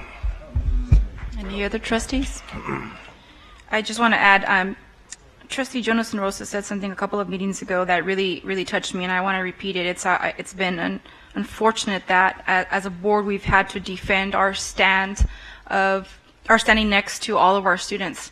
I've never had to say so many times and repeat it again and again at every one of these meetings how much I love all of our students, how much we stand and respect every one of our students in this district. That's why we ran. That's why we're here. That's why I leave my family every 2 Wednesdays, sometimes 3 or 4 days during the month until 10 or 11 at night. And I don't know why we have to keep explaining ourselves on either side. I understand both sides. I appreciate both sides. Thank you for coming. I hope that we could move forward. I like the mention from Trustee Davis of a ceasefire. I really do appreciate that. There is business to do here, and we have been trying to conduct business since August, and I wish we could just get past this because our students deserve that more than anything that we could bring to the table. With that, there are 13 individuals seeking to address the board on this item. You will each have 2 minutes to address the board. We will start with Dr. Kevin Macy A. Yacht and continue with Kayla Metcalf after that. Dr. Kevin Macy A. Yacht.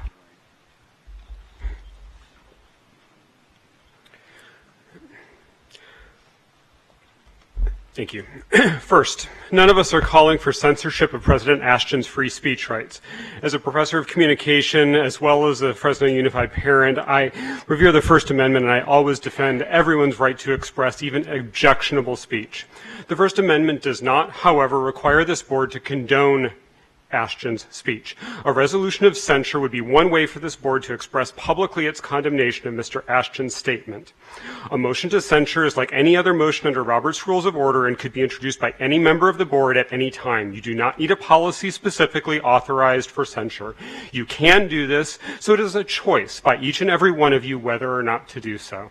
Second, although the board bylaws do not currently contain a provision for stripping Ashton of his presidency, the board policy number 9312 governing the bylaws states that, quote, bylaws may be adopted and amended by a majority vote of all members of the board following the same procedures as those used for the adoption or amendment of policy, unquote. With all due respect, the notion that state law regarding the election of board members somehow prohibits the removal of a president or the amendment to your bylaws is materially false. Again, you can amend the bylaws to create procedures for removing the president and electing someone else to that role. So you need to take responsibility for the choice not to do so. This is not about removing Ashton from the board, but his public leadership role in the position of board president. The reason that anti-gay and anti-trans harassment and violence continues to occur is because perpetrators hear validation from people like Board President Ashton who say it's not okay to be LGBT. You've heard a number of times from young LGBT students who tried to kill themselves because people like Ashton tell them they're not okay and no one stands up publicly to condemn the hate. As I said here 4 weeks ago, if Ashton would have said it's not okay to be black or Latino or disabled or female, I can't imagine any of you not standing up publicly to condemn him, and you would certainly be doing it in front of TV cameras. We have a right to expect better than a board president who displays public disdain for his students and the families he is supposed to represent. Next we have, please could we limit our applauses out of respect for the rest of our audience members here. The next speaker is Kalia Metcalf. It's Kalia Metcalf, and I am a parent, and I wrote down because I'm nervous. I was angry when I got here, but now I'm just sad after listening to what everybody has said, so I'm going to stick to what I wrote. But I'm not speaking to you, Mr. President, because I don't think you'll listen to someone like me. But to the rest of you, you see yourselves as good people. You give to charity, and I know you give your time. You obey the laws, and you probably even let people go ahead of you in line sometimes. You see yourselves as good people. I know you love your family. I know you say kind things to each other and to your neighbors. And I know you vote along your conscience. You aren't racists. You aren't bigots. You aren't mean-spirited. You see yourselves as good people. But now it is time for us to see that you can take a stand and prove it. Words matter. Opinions are your own, but words spoken by a position from a leader in a public place about my child, those should be held to a higher standard. Words matter, and Mr. Ashton's words were hurtful, misguided, and dangerous. Words matter, but actions can empower, so please be empowered and do the right thing. Do a good thing. Make a censure. You're good people. I know you are, so please act like it. Thank you, Ms. Metcalf. Next is Howard Watkins.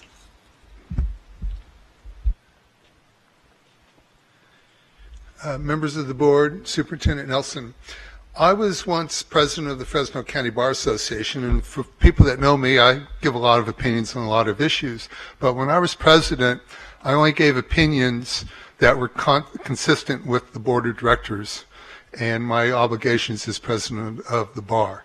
If I wanted to give an opinion outside of the bar, I did not incorporate the bar. Trustee Mills, you are correct about members. All of you are members because you were put here by the voters in your district. However, as clerk and as president, you are in those offices because of what the board members did. And so, as a member of the board, not as an officer, you are free to say anything you want. You can spout Nazism if you want to go to a real extreme. That's free speech. But once you are the public face by volunteering to serve as president or as clerk, but especially as president, your president's the face of this board. In that office, the president needs to withhold his or her opinion when speaking as the president of the board. Now, when the B interviewed President Ashton, I don't know if that was in the board capacity or not, but clearly when he gave his ending speech, comparing LGBT advocates to the Ottoman Turks. That was as president of this board. That was outrageous. What do you do if you have a president of the board that says the earth is flat? Landing on the moon was fake. Sandy Hook was a fraud. There's a point where you would need to intervene. And I believe Robert's Rules of Orders is part of the board structure. I don't know if it is for a fact, but if it is, that's a basis to censure or remove. You're not prohibited from doing it. And if you don't take action, you are condoning his statements no matter what else you say. Thank you. Thank you, Mr. Watkins. Next is Eleanor Dote, and after that will be Jacob Pote.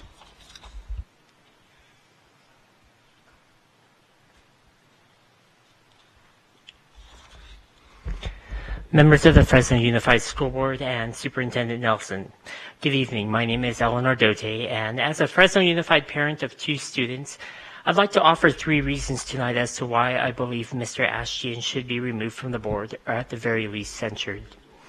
First, Mr. Ashtian's tenure has been wrought with controversy for most of his presidency. From the investigation surrounding his connection to Bush construction, to his comments which have offended the Hmong community, the ESL community, the special needs community, the LGBT community, even the community of students that live south of Shaw. Mr. Ashtian has displayed a habit of making offensive or inappropriate statements and decisions, which is not what I would expect of my school board president, and at times has even shed a negative light on the district nationally. Second, Mr. Ashtian's actions have distracted from the business of the school board and the order of the school district. The hours spent discussing this topic is time that we should be spending on the education of our youth, not the defense or the criticism of our school's leadership. Finally, Mr. Ashtian's comments have contributed to a hostile work environment both within the district as well as throughout our local communities. Not only have we seen Mr. De La Cerda's letter to the Fresno Bee, but I have most recently watched as Mr. Ashtian has publicly taken to Twitter to criticize teacher salaries and then question the legitimacy of their demands in regard to the impending strike. So members of the school board, is this the type of leadership that we should expect and allow from our school board president? Especially in a time when tensions are high with an impending strike, can we really afford to have a school board president who publicly antagonizes his critics at a time when we need to be mending those bridges? And so with that in mind, I urge you to consider removing Mr. Ashtian from his position on the school board, or at the very least voting for his censure, as his presence has become more of a liability than an asset to our students. Thank you. Thank you very much. Next is Jacob Dottie.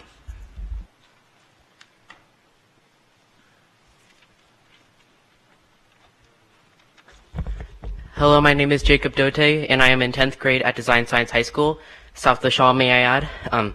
June 5th, 2017, my brother graduated with a class of 2017 at Bullard High School.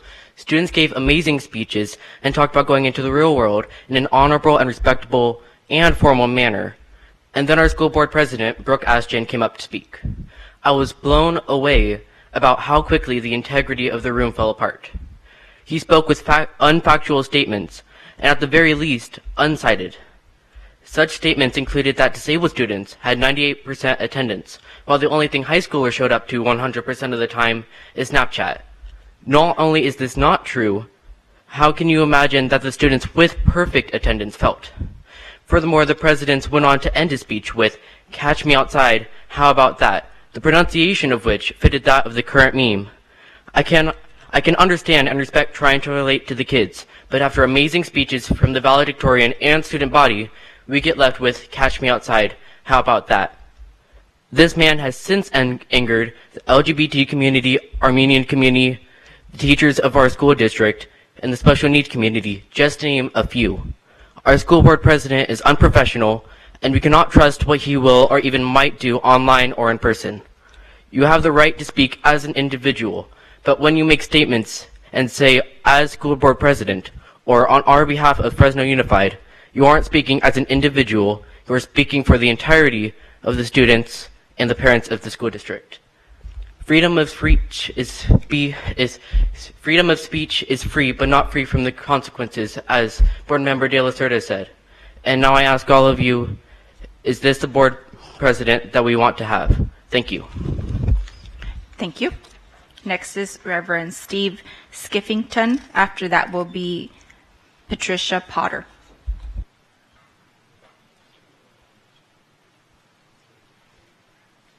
Good evening. I come to you today not only as a member of the clergy, but as a father, a grandfather, a retired teacher, and yes, an openly ordained gay man.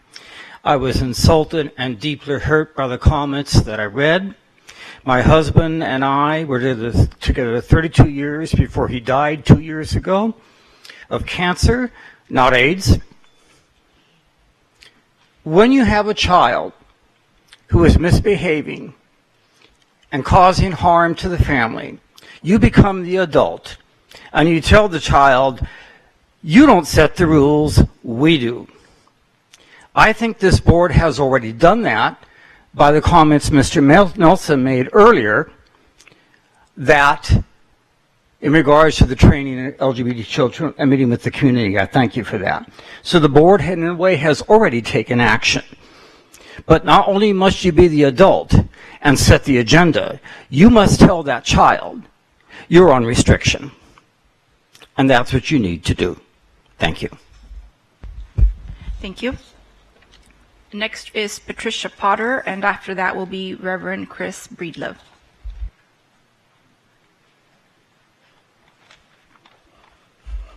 Good evening. Mr. Ashtian has not done anything illegal, and he has the right to say the things that he has said. The request to remove him as board president has nothing to do with those issues. It has to do with following board policy, much of which Mr. De La Cerda said. Other things I wanted to say have been said. I just want to add that another board policy that's been violated is board policy 0411 that says the governing board recognizes its duty to align the work of the district with the community values of the Fresno region, which values inclusiveness and seeks diversity. If we have all of the members of the board saying they disagree with what Mr. Ashtian says, we have 100 staff members come forward, all the people that have come before you, all the hubbub that's been happening, certainly the values of the district are not being reflected. And all the examples have been given, certainly inclusiveness and diversity has not been respected. So the reason that I support removing him as president, not from the board, just as president, is because he is not following policy. Thank you. Thank you. Next is Reverend Chris Breedlove. After that will be Andrew Fabella. I'm slightly encouraged this evening because I hear an undertone of an impending vote coming in December. And the undertone I hear, without anybody really saying it overtly, is that the board members are going to decide in December to remove Brooke Ashton from board president of this current board. And so if that's the case, I don't know if I'm being prophetic in this moment or just hearing the obvious undertone. I hope that the board members certainly do that. I didn't know that when clergy wrote the letter encouraging the removal of Brooke Ashton or censure at a minimal, I didn't know that I would have to send with that letter a dictionary what censure means. In a conversation or a correspondence with board member Claudia, and from her comments in Fresno B, I take it that you misunderstand what censor and censure mean, the difference between the two. Nobody is censoring Brooke Ashton's freedom of speech. That is a red herring argument that only, Carol, that only distracts us from the real matter at hand. Censure, at a minimal, takes very seriously hurtful and harmful speech. It is a resolution within your power, within your ability. You just passed a wonderful resolution for October to be LGBT History Month. But your efforts ring hollow if you don't censure Brooke Ashton tonight. Your commitments to the LGBT community, students and faculty, those commitments that you speak so wonderfully as individuals, those commitments ring hollow if you don't censure Brooke Ashton this evening. And for all of us hitting the voting booths next voting cycle, we know your names, we know what you vote for, and we're taking to heart what you've said here tonight, this evening. We are following your careers with intense interest. Brooke, I don't know why you compare yourselves to Don Corleone. I don't know why you think that you are... Reverend Breedlove, your time is up. I Thank really you, Claudia. appreciate it. I do want to add that I appreciate the public education system that took me through the college, and I do understand the difference between censor and censure. So thank you, the public education system of the state of California. Andrew Fabella is next, followed by Tony Onca. Thank you. This is exactly about free speech, because censoring does inhibit someone from promoting free speech or having free speech. Free speech allows this board to have a free and open dialogue about controversial issues that affect our students, be it budgetary, administratively, or policy-wise. For the ministers behind me to infer that this board promotes hatred or is anti-LGBTQ is simply ludicrous, because you can't do what you want. That's just, that's just insane. That's to assume that Christ himself committed an actual sin in order to get crucified. 12 years of parochial school and studying that Bible, I believe Jesus Christ was crucified without sin. A friend of mine, Jake Green, works for the FBI, and he asked me one time, he says, Andy, what do you think about a government's constitution that not only tries to protect the rights of those who want to make this country better, but also protects the rights of those who try to tear it down? My response to Jake was, God bless America, because it promotes both sides of the pendulum.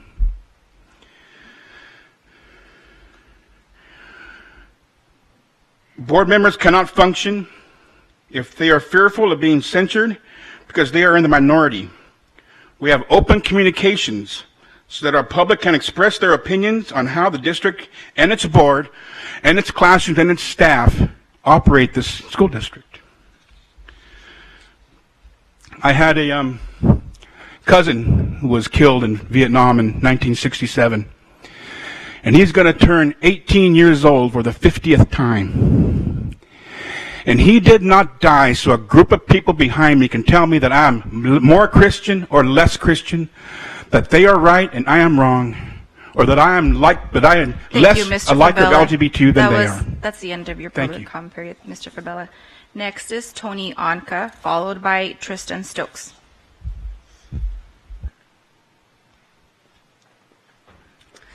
Good evening, trustees and Superintendent Nelson. While it may take time away from the business of academic achievement when so many of us speak at your meetings, I hope you see it as a sign that the community cares and we still have hope and trust in the district to remedy the situation brought about by Mr. Astian and his public remarks. If this board doesn't respond with the same some tangible action, and then none of us shows up to your next board meeting, it won't be that the issue is dead and gone. What it will mean is that we've lost confidence in your ability to take difficult steps when they are called for. We are here tonight because we still have hope. Actions tonight can include a majority of board members in your public comments later in the meeting verbally committing to not voting for Mr. Astian to serve again as president of this board. The question is not whether Mr. Astian has a right to say what he said. It's whether it was the right thing to say as president of the board and representing you all. It wasn't. He did damage to students, faculty, and teachers. Thank you. Thank you, Ms. Onca. Next is Tristan Stokes, followed by Tanya Stokes.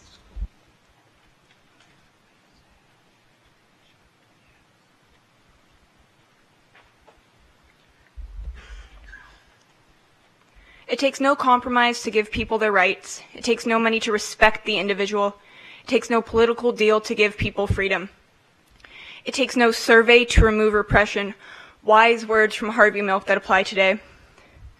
Right now, right in this room, I speak to the board, not to Astian, asking you wholeheartedly to truly think when you vote on the next item.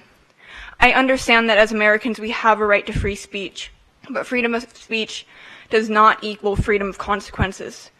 He has said hateful and taunting things about FUSD students, parents, and faculty. I am now begging the board to put an end to his tyranny and allow me and others like me to feel protected in the school district. As an aside, today is National Coming Out Day. I am out, I'm here, I am loud, and I'm not going anywhere. Thank you. Next is Tanya Stokes, followed by Emily Cameron.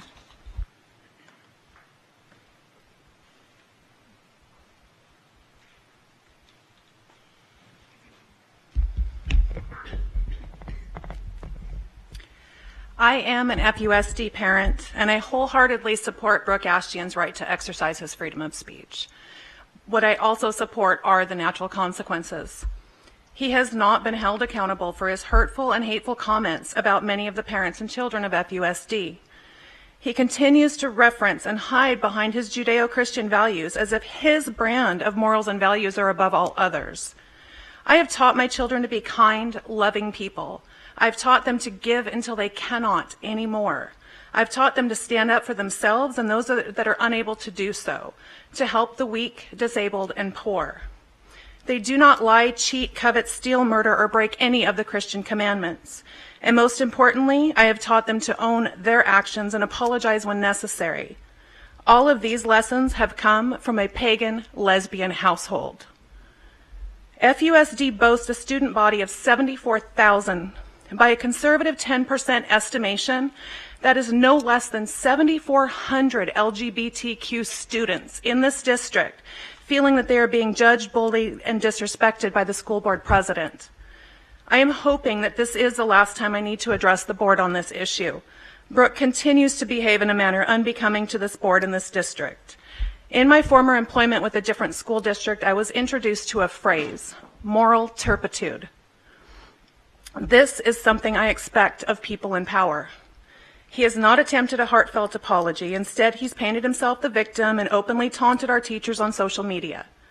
Although I'm appreciative of Superintendent Nelson and all of his efforts to bridge the gaps, I am tired of listening to the other board members apologize for Brooke's behaviors. Please put an end to this by voting yes on this agenda item and figuring out a way to strip him of the power he is using to embarrass the board and this district. Thank you. Next is Emily Cameron.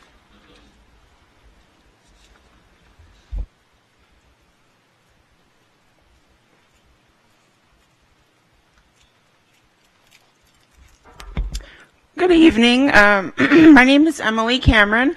I am an executive member at large of the LGBT caucus for the California Democratic Party.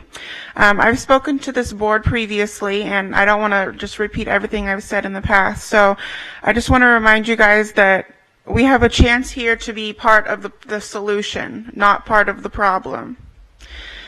Correct me if I'm wrong, but I don't think anybody sitting in front of me here is lesbian, gay, bisexual, or transgender.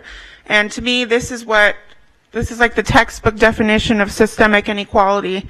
There's a bunch of straight people, cisgender people making these decisions, and I'm working very hard now to try to improve the LGBT representation in the Central Valley. I'm hoping now that there's all of this attention on this issue and that people are looking forward to 2018 and beyond, that we can have some challengers for some of these people sitting in front of me who are LGBT folks running for political office. And I'm hoping that if anybody listening tonight is interested or has expressed, thoughts about running for office, that they could seek me out and we could try to encourage a more diverse board of trustees in the future. And also, it's just disappointing having to keep coming over here. The inaction is just very depressing, and I'm quite certain that if this were to happen in any other school district in, Los Angeles, San Diego, San Francisco, it would be quick over and done. But this is so ongoing, and it's just tremendously embarrassing to have to keep doing this. So thank you so much for your time. Since there's no action agendized for this item, we will move on to the next item.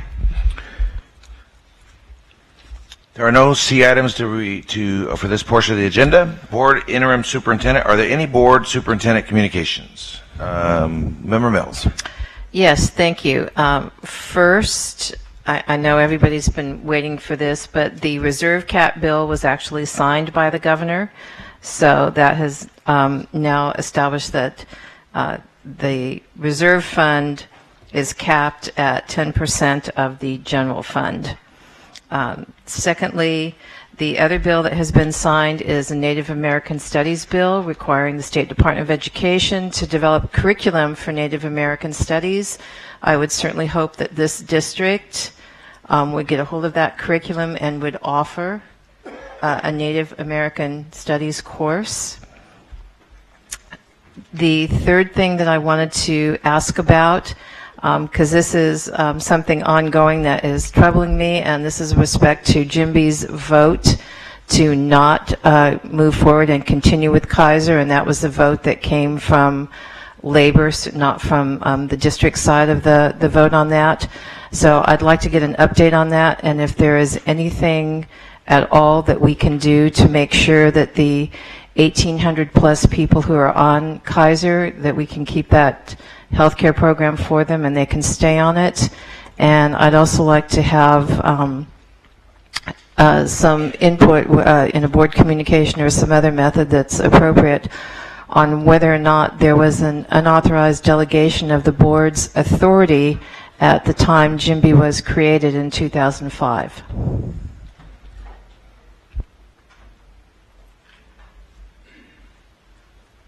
Member Cazares.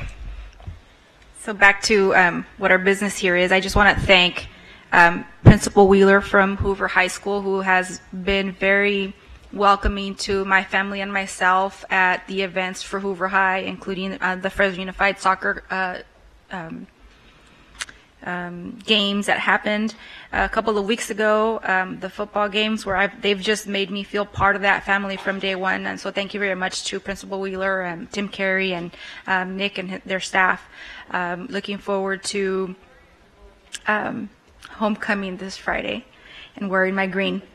Also, just so that the public knows, we're moving forward with some very important meetings between Hoover High leadership and Fresno State leadership and Bob Nelson, Superintendent Bob Nelson, and his staff in regards to bringing a collaboration forward between Fresno State and their neighboring high school campus of Hoover High, to ensure there's a better collaboration and some programs that could be of partnership opportunities between our Hoover High students and our Fresno State students and their staff.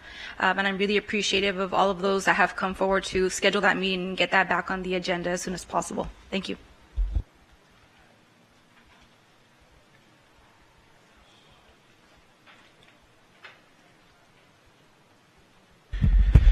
Couple of questions. Can we get a, Superintendent Nelson, can we get a, have our procurement staff go through and have an audit done of the lease back at Bullard High School to make sure that all of the T's are crossed and the I's are dotted, please? And then, would you also be able to tell, I've talked to a lot of people, a lot of my constituents that have special ed children, and I think it would, I would ask you if you would be willing to, maybe in your Friday message or something, talk a little bit about how we're doing a complete audit with Council of Great City Schools so that our families know where we're going with that, and that they know that the board is that's a high priority of the board. That would be fantastic. And then also, could we get a we heard from Abraham Hernandez tonight, and his and the children from Wawona, which was extremely impressive. Those children, 2 of them are going to Edison, but 3 are going to Edison. We're going to talk about that, brother, down there. How we're going to keep them at a 2. We're going to talk. I'm going to let that pass because he's going to MIT. I agree with that one. So if we could just get an update, because they were so fantastic to talk about the dual immersion program and how happy they were to see those young kids on that program. Can you get us a board communication on where we're at with that, and all of our dual immersion schools on the, I think it was 5 or 6 that we put into play this year, and what the progress looks like with all of those 5 or 6, whatever region that they're in, and get it back to the board. That would be very helpful. I don't see anybody else left. Member Mills. I'm sorry, there was one thing I wanted to add, but I did believe here in the presentation from the design science students that there might be a student who is applying to and perhaps accepted at West Point, but I would ask that we check with all of our high schools and see if any of our students have been accepted into any of the military academies. Frankly, that is a distinct honor, and if they have been, I'd like to have them recognized at a board meeting before the end of the school year.